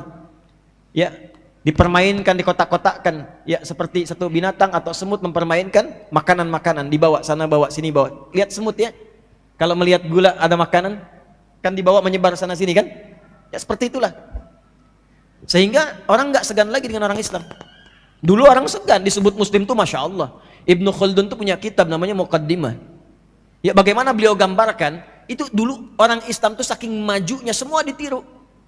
Sampai Ibnu Khaldun bikin pernyataan tesisnya, manusia itu cenderung meniru yang dikaguminya. Dulu orang Islam dikagumi. Antum kalau lihat Eropa di abad ke-19 bahkan di 18 ke bawah itu pakai kerudung. Pakai jilbab. Ya, karena kenapa? Yang berperadaban itu orang Islam. Jadi memakai kerudung itu menjadi manusia yang berperadaban. Gaulnya itu kalau bisa pakai kerudung, itu kebanggaannya. Laki-lakinya banyak pakai gamis. Kenapa? Karena sekolahnya pada ke Andalusia, ke Cordoba, ditiru itu pakaiannya. Ditiru kebiasaannya.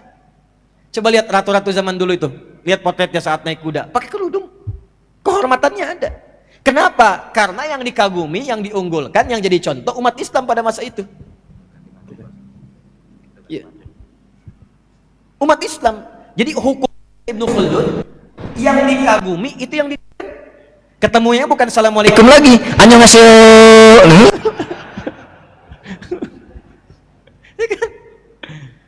Ya itu budaya, perilakunya ya begitu. Nah akan tiba kata Nabi, perilaku umat Islam itu ya seperti itu. Lihat ini pengen begitu, lihat rambut dicat pengen dicat, padahal masjid kekurangan cat tuh. Ya. Lihat ditindik pengen ditindik, dilubangin pengen dilubangin, padahal di tempatnya sana asal mula dilubangin itu asalnya homo. Kalau dua, homo satu sudah pakai homo yang lain. Asalnya begitu. Itu di tempat asalnya. Dan di sana pun sudah gelisah, sudah nggak nyaman. Nah sekarang kenapa terjadi demikian? Wahan kata Rasulullah. Nah itu masalahnya. Apa itu wahan? Hubbud dunya. Ukurannya semua dunia. Standarnya dunia. Standar status sosial yang terhormat itu bukan akhlak lagi, bukan amal soleh lagi, bukan kemuliaan lagi. Siapa yang rumahnya paling mewah, kendaraannya paling banyak, jabatannya paling tinggi. Standarnya sudah begitu. Ukurannya sudah, tabungannya ada berapa, followernya berapa, ya, update-nya bagaimana. Sudah seperti itu. Sehingga ketika dunia dicari, akhirat lupa. Begitu lupa dengan akhirat, gak siap pulang, akhirnya meninggal takut. Padahal meninggal itu kan gerbangnya mudik kan, ya kan? Mudik kembali kepada Allah. Kita tuh cuma numpang sebentar di sini. Tempat kita itu bukan di sini, tempat kita tuh di akhirat, bukan di sini. Makanya kita tinggalkan. Nah tinggal itu mudik. Mudik tuh ke tempat pulang tuh disebut ma'ad namanya, ma'ad. Innal ladzi farada 'alaikal Qur'ana laradduka ila ma'ad, tempat pulang. Ada waktunya disebut mi'ad. Innallaha la yukhliful mi'ad. Pulangnya disebut dengan id.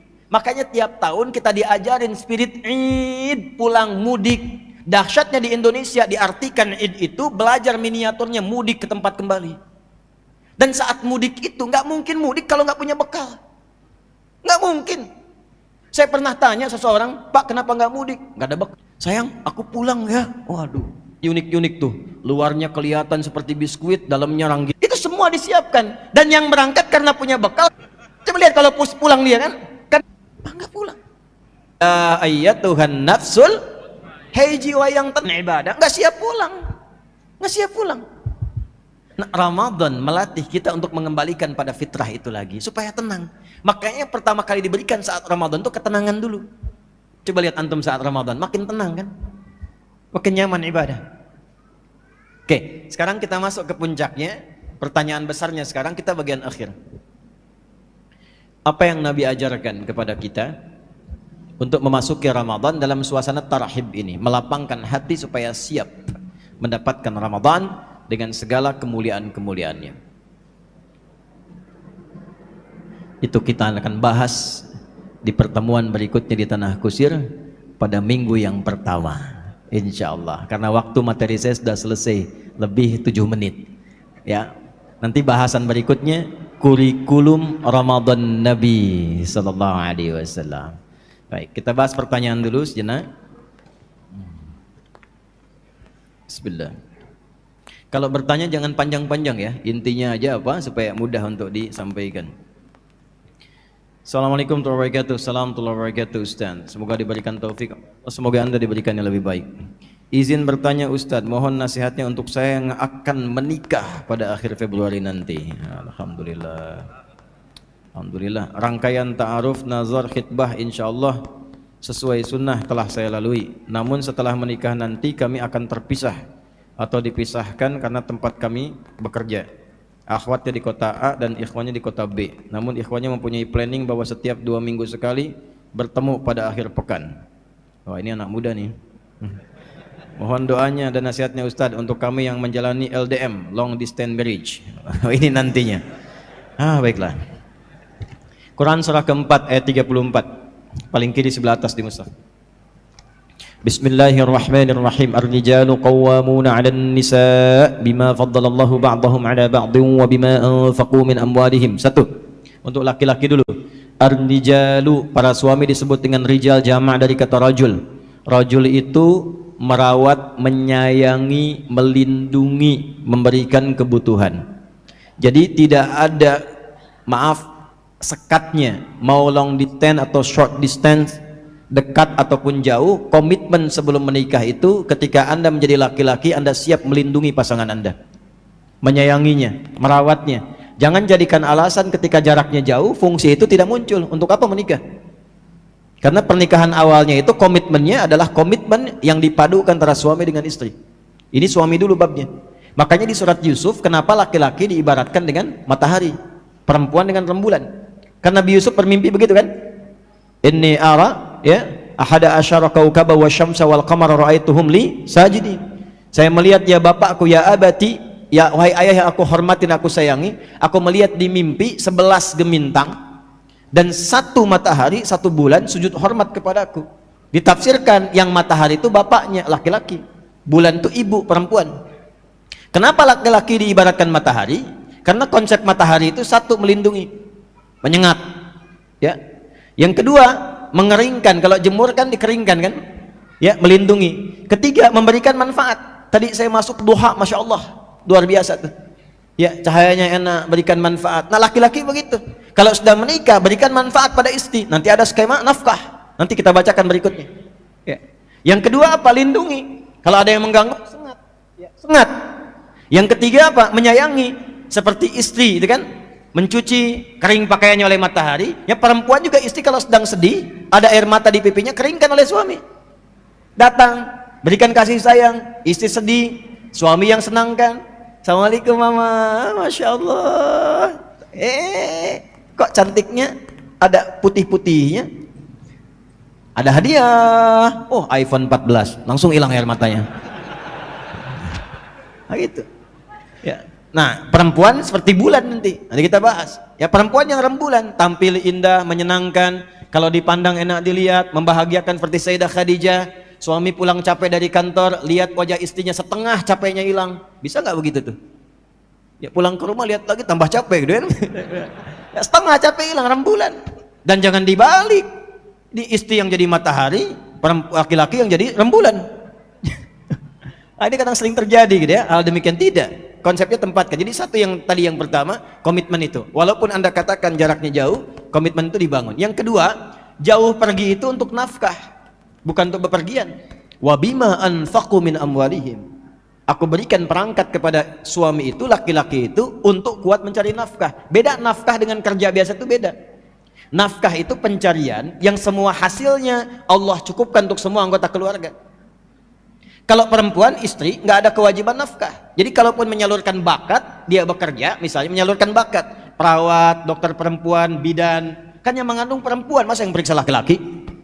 Boleh jadi perawat silahkan, jadi guru silahkan, untuk perempuan. Tapi bukan nafkah. Dia menyalurkan bakat, ada kerja di situ. Jadi apa yang didapatkan tidak akan mencukupi kebutuhan rumah tangga. Selalu akan kurang walaupun banyak, dan potensial kalau dipahami nafkah, potensial terjadi perselisihan. Tapi kalau potensialnya itu kita turunkan ya menjadi sesuatu yang lebih baik, suaminya mencari nafkah, perempuannya menyalurkan bakat, nggak akan ada konflik-konflik yang dimaksudkan. Yang ada nanti akan saling menyempurnakan. Itu bedanya nafkah dengan pekerjaan biasa. Sebaliknya saya teruskan. Jadi kalau nanti walaupun ini long distance atau suami ada tugas ke jauh dan sebagainya, niatkan untuk ibadah, untuk nafkah, untuk melindungi, membawa yang lebih baik, dan diplanningkan supaya ke depan komunikasi tetap terjaga, update tetap ada, dan dari situ mencari pekerjaan-pekerjaan yang menyatukan kemudian hari. Itu potensinya. Satu ya. Karena nanti gini, kalaupun ditinggal, nanti pelajaran surat Yusuf mengajarkan ketika pasangan meninggalkan satunya, setan masuk. Itu biasa itu. Antum pimpinan di perusahaan kan, misal di kantor tuh punya sekretaris. Antum laki-laki, sekretarisnya laki-laki perempuan. Umumnya perempuan. Ya, dengan sekretaris biasanya lebih lama dibandingkan dengan istri. Ruangan lebih dekat, ninggalkan rumah 8 jam 12 jam. Dengan istri ketemunya di mana? Terbatas. Istri di dapur, antum ruang tengah. Istri di kamar, kadang-kadang antum lagi baca. Tapi di kantor sekretaris terus di situ. Itulah kenapa nanti di surat Yusuf ketika suami meninggalkan istrinya tinggal ya, dan ada Nabi Yusuf di situ, maka ada potensial-potensial terjadi. Dan itu penting perlindungan kepada Allah. Nanti ada di Quran surah ke-12 ayat 53-nya. Yang istri apa perannya? Fassalihatu qanitatun. Satu, taat pada amanah suami yang baik-baik. Kata suami, mah nanti kalau aku tinggal, tuh kaget kan? Kalau aku tinggal nanti, ya insya Allah kajian aja. Ustadz Fulan, Ustadzah Fulan, siap Bapak? Jilbab jangan dilepas ya, siap. Aku tinggal menghafal Quran ya. Nanti kalau aku pulang kita sama-sama murojaah, siap Pak ya? Masya Allah. Di 2 pekan pulang tuh, insya Allah targetnya ini juz amma, juz 30. Nanti begitu pulang murojaah sama-sama, suami jadi imam, istri jadi makmum, berdoa bareng-bareng. Jadi semuanya indah. Ketika video call, amma yatasaalun anin nabail azim, enggak begitu juga ya. Ya baca pakai tajwid ya. Ketika tidak sedang bersamanya, kehormatan dijaga. Jaga. Jangan sampai untuk disimpan anaknya tetapi kepemilikannya masih punya orang tua tersebut. Apakah boleh anaknya menggunakan uang itu untuk membayar zakat orang tuanya tanpa meminta izin dulu? Mengingat orang tua itu merasa berat membayar zakat dan setiap diingatkan responnya selalu negatif dari pembicaraan. Pertama, Quran surah ke-16 ayat 125. A'udzubillahi minasyaitonirrajim. Bismillahirrahmanirrahim. Ud'u ila sabili rabbika bil hikmah wal mau'izatil hasanah wajadilhum billati hiya ahsan. Jika ada orang yang belum paham, belum mengerti ketentuan Allah, maka pahamkan dengan hikmah dulu. Apalagi kalau levelnya di atas, jangan masuk lewat nasihat. Karena orang di atas itu biasanya jarang ingin menerima nasihat. Ya, inginnya memberi nasihat. Jadi kalaupun masuk gak langsung diterima. Ya, makanya apa yang harus dilakukan? Yang dilakukan dicontohkan langsung dalam kisah Nabi Musa alaihi salam, yaitu berdoa kepada Allah Subhanahu wa taala untuk melembutkan hatinya. Jadi kalau ada yang keras, doa dulu supaya lembut. Kalau keras ketemu keras, pecah nantinya. Orang Arab mengatakan al-hadidu bil hadidi yuflahu. Batu ketemu batu, pecah nantinya. Maka apa yang dilakukan? Bangun di waktu-waktu mustajab. Dan di tempat-tempat yang mustajab. Kayak sekarang nih, di majelis ilmu, berdoa. Mohon kepada Allah untuk melembutkan hati ayahanda, hati ibunda. Bangun tahajud. Ya. Kalau perlu nanti bisa ikut, misalnya di samping ibu, ikut tidur sama-sama, malamnya bangun tahajud. Lalu berdoa kepada Allah, enggak usah ngasih tahu orang tua, berdoa aja minta, ya Allah, Sayangi ayahku, sayangi ibuku ya Allah. Hartanya, muliakan kami, ringankan hisab kami di akhirat nanti. Minta dengan tulus, dengan mohon pada Allah. Ya Allah, berikan kesempatan untuk berbakti dalam kebaikan. Terima kasih Engkau mengizinkan kami sholat. Ya Allah, jangan jadikan harta kami dari orang tua menjadi beban yang memperlambat kami ke surga. Jangan jadikan beban yang menghinakan kami di dunia. Ya Allah, ringankan kami untuk beribadah kepadamu lewat zakat. Minta sekali, gak usah bilang orang tua. Sekali, 2 kali, 3 kali, insya Allah dalam waktu-waktu tertentu melembut hatinya walaupun Anda tidak menyampaikan kata-kata itu langsung kepadanya. Tidak. Ini pernah ada kasus sering saya sampaikan, saya balik ya, kasusnya terbalik. Ini anak diminta sholat oleh ibunya nggak mau, capek. Ini kisah nyata, saya sering sampaikan berulang-ulang. Datang kepada kami konsultasi, ibunya sudah haru, ya nitikan air mata, anak saya nggak sholat Ustaz, saya takut dihisab di hari kiamat bagaimana. Udah ibu sampaikan berulang-ulang, bagaimana responnya, cuek dia. Udah bu nggak usah disampaikan lagi. Ibu malam ini tidur di sampingnya, temani, malam bangun sholat. Ibu nggak usah minta anaknya bangun, ibu sholat minta kepada Allah. Mohon doa kebaikan, ya Allah, Engkau yang telah amanahkan dia kepadaku, aku yang mengandungnya, aku yang melahirkannya. Jangan jadikan ia ya Allah menyulitkan hisabnya di hari kiamat karena kelalaianku. Ampuni dosaku ya Allah. Kalau belum mampu menjadikannya sebagai hamba yang taat, minta maaf, minta ampun sama Allah. Doa aja bu. Nanti lihat 3 hari kemudian ibu silahkan lihat apa yang terjadi. Itu 3 hari kemudian ibunya datang pagi-pagi jam 7. Wajahnya sudah gembira, tangannya megang nasi uduk. Dari jauh, Ustaz katanya. Masya Allah, ibu senang sekali. Iya katanya, alhamdulillah anak saya sudah sholat. Oh, kok bisa saya bilang. Rupanya di malam ketiga itu dia bangun, dia nangis, langsung dia peluk ibunya. Mama, maafkan saya, saya tidak bermaksud begitu mama. Kan? Saya pengen sholat. Tapi keluarlah kata-kata yang itu menjadi kunci. Saya kan nggak sholat karena mama, papa lu kan nggak sholat juga. Tuh, papa lu nggak sholat juga, bapaknya jadi contoh tuh. Masuk kan? Hebat-hebatnya antum di luar, pulang ke rumah itu anak tuh nunggu bapaknya. Bukan status antum di kantor. Antum direktur di kantor, pernah nggak pulang nyampe rumah dipanggil, Pak Direktur? Enggak kan? Ayah, papi, itu kan? Saya di sini Ustadz, di luar saya dipanggil Syekh, ada yang manggil Kiai. Tapi apakah saya pulang ke rumah dipanggil demikian? Ustadz? Enggak. Anak saya yang kecil usia 2 tahun nunggu malam-malam. Begitu saya datang, Buya! Mereka ingin bapaknya, ingin buyanya. Buya! Ayo, yuk, main kuda-kudaan yuk. Ingin ada yang nunjukkan gambar, sampai sekarang saya masukkan ke tas saya. Nunggu kami pulang, kadang sehari 2 hari malam pulang, cuman buat nunjukin, bikin gambar, bapaknya jadi berangkat untuk mengajar. Dia tulis di bawahnya, I love you Buya. Saya bawa terus tuh, saya bawa. Dan itu mahal teman-teman, mahal gitu ya. Jadi saya pikir yang pertama doakan dulu. Yang kedua, kalau sulit seperti itu, isi lingkungannya dengan informasi-informasi seputar zakat. Bacaan-bacaan zakat, dengarkan ceramah-ceramah seputar zakat. Undang ya ustadz untuk memberikan pencerahan misalnya. Ya Pak, udah lama kita kayaknya ya nggak pengajian misalnya di rumah. Atau ada ustadz bagus nih begini-begini dan sebagainya. Boleh nggak kalau kita ke rumah kita undang begini-begini? Ya, datang ke rumah. Jadi datang lewat orang lain, orang ketiga. Share. Ya, atau misalnya yang dikenali dari temannya, ceritakan tentang keutamaan zakat dan sebagainya. Jangan diceritakan bapaknya belum bayar zakat. Ya, ceritakan yang umum tentang zakat, Pak. Keutamaan bagaimana begini, tolong dong share sama papa supaya semangat beliau. Ya. Itu masuk lewat situ dulu. Lewat situ. Ya, mudah-mudahan dengan skema seperti itu nanti datang mau'izatul hasanah, kalaupun diskusi sudah ada bahan. Dan insya Allah lebih termotivasi. Masuknya lewat hati. Kalau nggak sampai ke pikiran, masuk lewat hati. Apakah boleh yang dititipkan ke saya dikeluarkan? Tidak. Tidak. Karena kalau titipan bukan mutlak kepunyaan Anda. Ya, harus disampaikan terlebih dahulu. Disampaikan terlebih dahulu. Karena kepemilikannya masih bukan di Anda, kepemilikan di orang lain. Ya, di pemilik asalnya. Kecuali kalau itu sudah menjadi bagian dari Anda misalnya, yang atau diberikan wewenang, ini punya papa tapi bebas terserah kamu mau gunakan apa misalnya. Ya, maka Anda gunakan sebagai bagian dari zakat, itu sah untuk dilakukan. Jelas ya? Izinkan saya turut mendoakan semoga Allah Subhanahu wa taala melembutkan hati beliau dan memberikan hidayah serta taufik kepada beliau dan menjadikan beliau insyaallah termasuk dalam golongan yang diridhai oleh Allah Subhanahu wa taala. Baik, kita punya 5 menit lagi. Assalamualaikum warahmatullahi wabarakatuh Ustaz. Waalaikumsalam warahmatullahi wabarakatuh. Maaf Ustaz izin bertanya, saya langsung ke pertanyaannya. Saya sering melakukan hal yang tidak semestinya.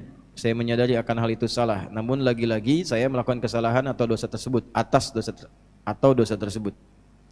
Terlebih susah dalam mengendalikan syahwat dikarenakan pengalaman buruk yang pernah saya alami di waktu sebelumnya.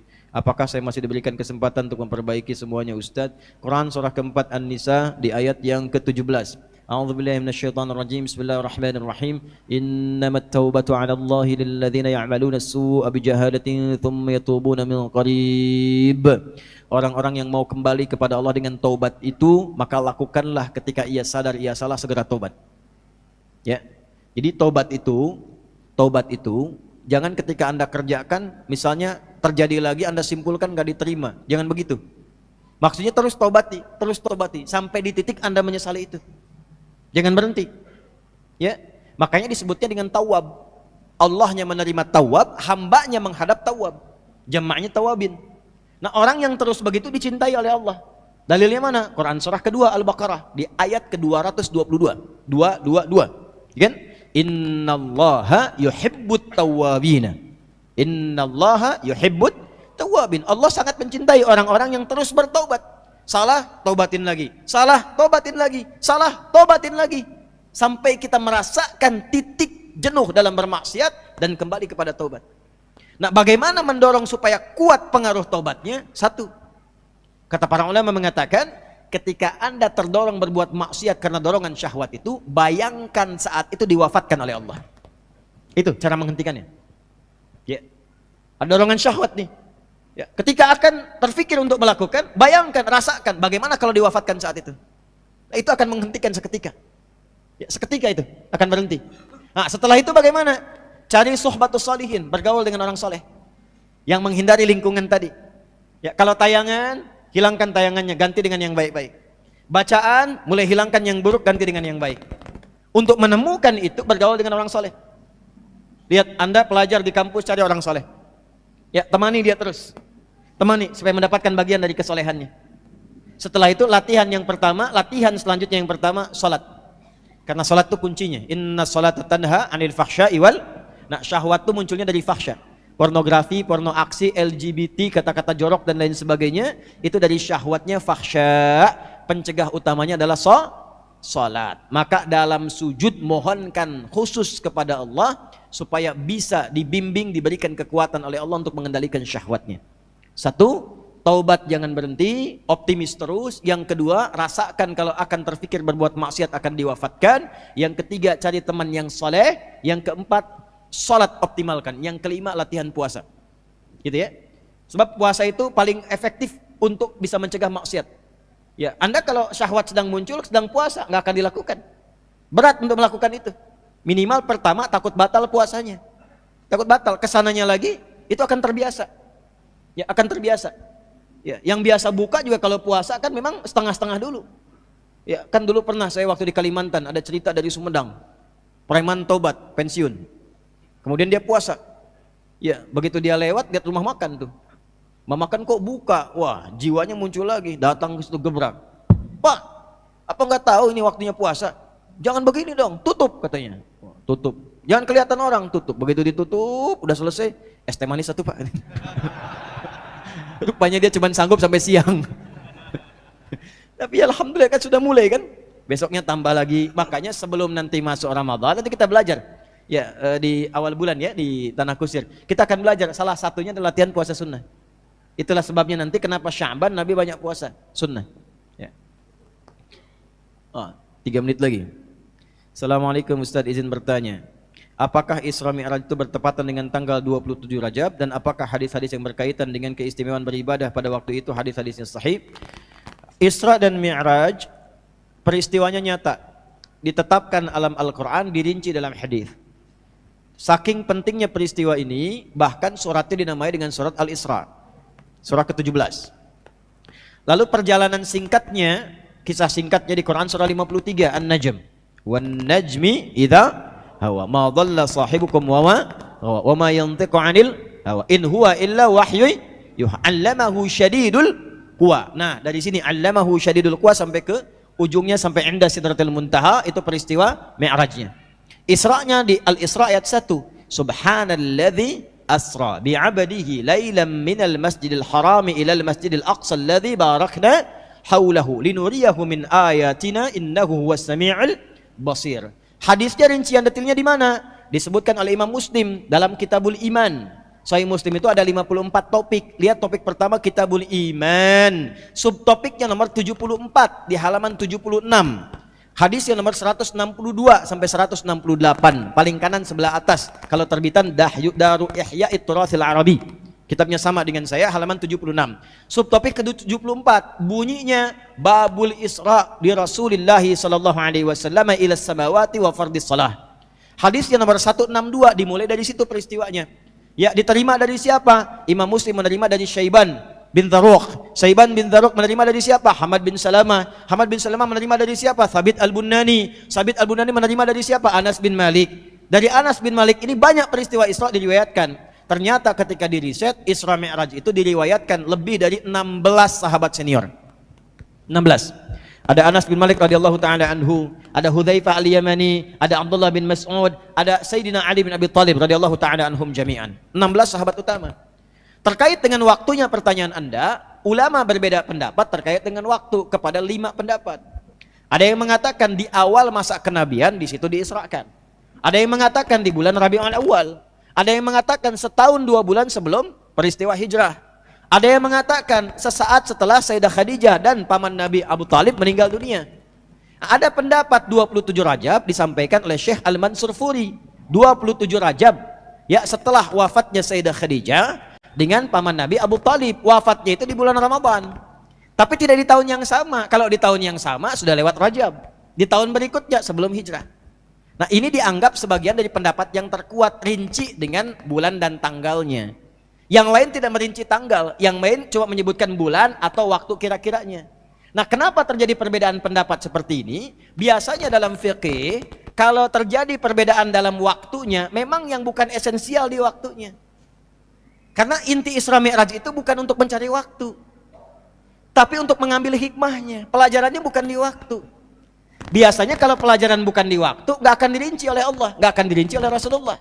Sama dengan begini. Ada yang bukan di orangnya, bukan namanya, tapi perilakunya. Contoh, kenal Fir'aun? Tidak, biar cepat ya. Fir'aun itu Fir'aunnya. Seringkali saya katakan ini. Nggak pernah disebut namanya. Karena yang inti di kisah itu bukan namanya. Kenapa disebutkan Fir'aunnya? Fir'aun itu gelar. Dari kata Farao, Raja Mesir. Zamannya Nabi Yusuf namanya masih Malik. Zaman Nabi Yusuf masih Malik. Setelah dinastinya itu selesai, kemudian eranya Nabi Yusuf, masuk dinasti berikutnya di kerajaan Mesir pada saat itu berubah jadi gelarnya Farao. Bahasa Arabnya Fir'aun. Di Fir'aun itu gelar yang melekat pada pemimpin masa itu. Kalau kita misalnya presiden atau raja gitu kan. Kenapa dilekatkan kedudukannya? Untuk memberikan pelajaran, bimbingan kepada orang-orang yang memiliki kedudukan, supaya tidak menyimpangkan kedudukan itu dari yang semestinya. Kenapa? Karena kedudukan itu lekat dengan ujian. Setiap orang yang punya kedudukan ada potensi menyimpang dari itu semua. Ketika kedudukan itu disimpangkan, maka yang membahayakan bukan hanya untuk dirinya. Orang-orang sekitarnya akan mendapatkan bagian dari madaratnya. Karena itulah datang Nabi Musa bukan untuk menurunkan Fir'aun dari kekuasaan, bukan. Tapi membimbing kekuasaan itu agar mengeluarkan kebijakan yang bermaslahat.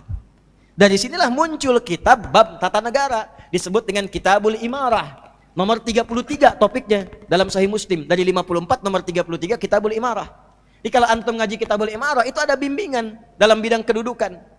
Misalnya ya, larangan penyelenggara negara menerima gratifikasi. Ada. Saya bahas tuh kemarin di KPK. Ya, ada larangan gratifikasi, ada. Ya, di Sahih Muslim itu topik nomor 33, subtopik nomor 7. Ya, bab tahrim atau hadaya tuh, atau hadaya. Bayangkan lil ummal, larangan memberikan gratifikasi pada penyelenggara negara. Hadisnya jelas, diutus seseorang oleh Nabi sallallahu alaihi wasallam, seorang abdi negara. Ya, begitu diutus, apa yang terjadi? Dia pulang nih, kata dia, ini untuk Anda, yang ini dihadiahkan kepada saya. Apa komen Nabi? Kata Nabi, sebaiknya begini deh, kalau kamu hitung hadiah, kamu pulang ke rumah, di rumah ibumu atau bapakmu, lepaskan kedudukan ini. Kira-kira lihat, kalau kamu pensiun, nggak kerja di sini, nggak dikasih jabatan, masih dapat hadiah nggak? Itu. Nabi jaga betul, jangan sampai pemberian gratifikasi ini merubah cara pandang engkau dalam bekerja. Ya, yang seharusnya pajak segini, udah kurangi aja deh karena dikasih gratifikasi. Yang seharusnya tugasnya begini, dikurangi nilainya karena diberikan gratifikasi. Itu ada babnya sendiri. Nah, itulah dalam Islam seperti itu, komplit semuanya. Di antara satu dengan bagian yang lainnya terukur. Nah, Isra Mi'raj itu yang dilihat bukan waktunya. Karena yang esensialnya bukan itu. Apa hikmah dari situ? Dibagi 3. Ada pra Isra Mi'raj, ada saat Isra Mi'raj, ada pasca Isra Mi'raj. Bagaimana kita membahas itu semua? Nanti akan tayang di YouTube Adi Hidayat Official insyaallah dalam waktu dekat.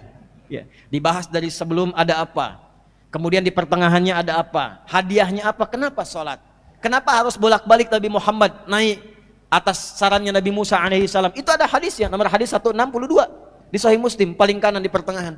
Ada bolak-balik itu bukan, kan kalau kita kadang-kadang kalau nggak tahu ilmu begini kan, nggak ada kerjaan ngapain bolak-balik.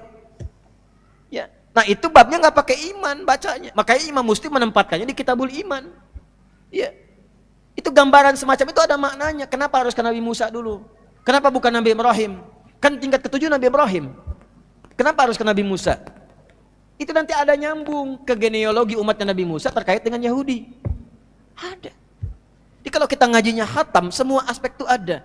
Berbahagialah sebagai semua muslim. Sebagai seorang muslim bahagia. Karena semua tuntunannya jelas. Aspek ketuhanan jelas. Enggak banyak pertanyaan. Siapa Tuhanmu? Allah, selesai. Selesai. Jadi kita tuh enggak pusing. Ya. Enggak, kalau saya bahas ke yang lain ntar tersangka saya gitu kan. Sekarang kan eranya beda gitu ya. Padahal kita kan berargumentasi ya. Nanti kalau bab tauhid atau misalnya diskusi ya enggak apa-apa kita bahas ya. Jadi kalau kita bandingkan dulu biasa-biasa aja kalau kita bahas bab tentang akidah, bandingkan. Kenapa dalam Islam misalnya lam yalid walam yulad, Tuhannya tidak beranak, tidak beranakan. Kenapa dalam Islam Allah tidak dilahirkan? Supaya nggak banyak pertanyaan salah satunya. Ya kalau lahir dari ibu ntar ditanya siapa bapaknya. Ya jadi rumit. Karena itu kaidah pertama ketuhanan laisa kamitslihi syai', nggak boleh sama dengan makhluk. Sebab kalau ada sama dengan sifat makhluk maka ada potensi dari makhluk menjadi Tuhan. Sederhana. Ibadah lengkap. Dari mulai takbir sampai salam semua jenis ibadah aturannya lengkap di Islam. Dan itu bukan rekayasa. Itu petunjuk langsung, makanya semua sama. Di Arab, ya di Arab tuh, di tanah suci dengan di tanah kusir, sholatnya sama. Awal sampai akhir. Puasa Ramadan, menjalaninya tarawihnya sama. Semua sama, bacaannya sama. Nggak ada sholat di Padang pakai bahasa Padang, Jakarta pakai bahasa Jakarta. Allahu Akbar, itu di Arab Pak. Kalau di sini Tuhan gua gede, nggak begitu juga. Allahu Akbar juga, sama, kan? Ini gambarannya ya. Jadi ada esensi yang terletak dalam setiap ibadah itu yang ditemukan. Jadi kalau yang bukan esensial jangan diperdebatkan. Itu Isra Mi'raj itu bid'ah karena waktunya aja nggak jelas. Anda yang nggak jelas pemahamannya. Yang bid'ah itu pemahaman Anda karena nggak jelas.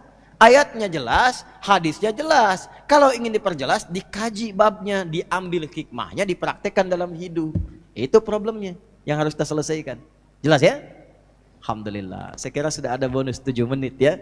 Yang belum terjawab saya akan bawa, mudah-mudahan dalam setiap kelapangan entah di perjalanan atau dalam waktu-waktu yang senggang, insya Allah staf saya akan menghimpun, kemudian kita jawab, mungkin bisa dilihat di tayangan video-video yang bisa kita tampilkan.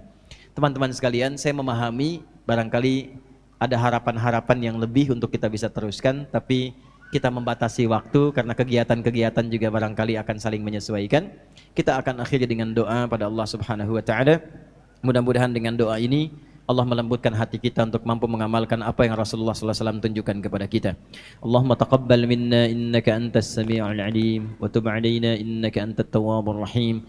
Allahumma rabbana atina fid dunya hasanah wa fil akhirati hasanah wa qina adzabannar. Allahumma ij'al jam'ana hadza jam'an marhuma wa tafarraqana min ba'dihi tafarraqan ma'suma. Ya Allah, jadikan jamaah semua pada hari ini diberkahi oleh-Mu ya Arhamar Rahimin. Jadikan pertemuan kami pertemuan yang saling menguatkan dalam ketaatan dan kebaikan, dan bila pun kami waktu berpisah, jadikan perpisahan kami ya Allah menjadikan kami saling mencintai karenamu ya arhamar rahimin. La tada' lana fi maqamina hadza dzamban illa ghafartah. Ya Allah, jika ada pendosa di tempat ini jangan biarkan ia pulang kecuali Engkau ampuni seluruh dosa-dosanya. Wa la hamman illa farajtah, jika ada yang gelisah maka mohon tenangkan hatinya. Wala asiran illa yassartah, jika ada yang merasakan kesulitan mohon mudahkan dan angkat seluruh kesulitannya. Rabbana atina fid dunya hasanah wa fil akhirati hasanah wa qina adzabannar. Wa sallallahu ala sayyidina Muhammad wa ala alihi wa sahbihi ajma'in. Wa akhiru da'wana subhanakallahumma wa bihamdika asyhadu an la ilaha illa anta nastaghfiruka wa natubu ilaik. Walhamdulillahi rabbil alamin. Jazakumullah khair. Yang berasal dari Sulawesi, khususnya dari Sinjai, insyaallah besok malam saya ada di Sinjai. Ya, disilahkan bisa terhubung, yang di sini bisa belajar. Assalamualaikum warahmatullahi wabarakatuh.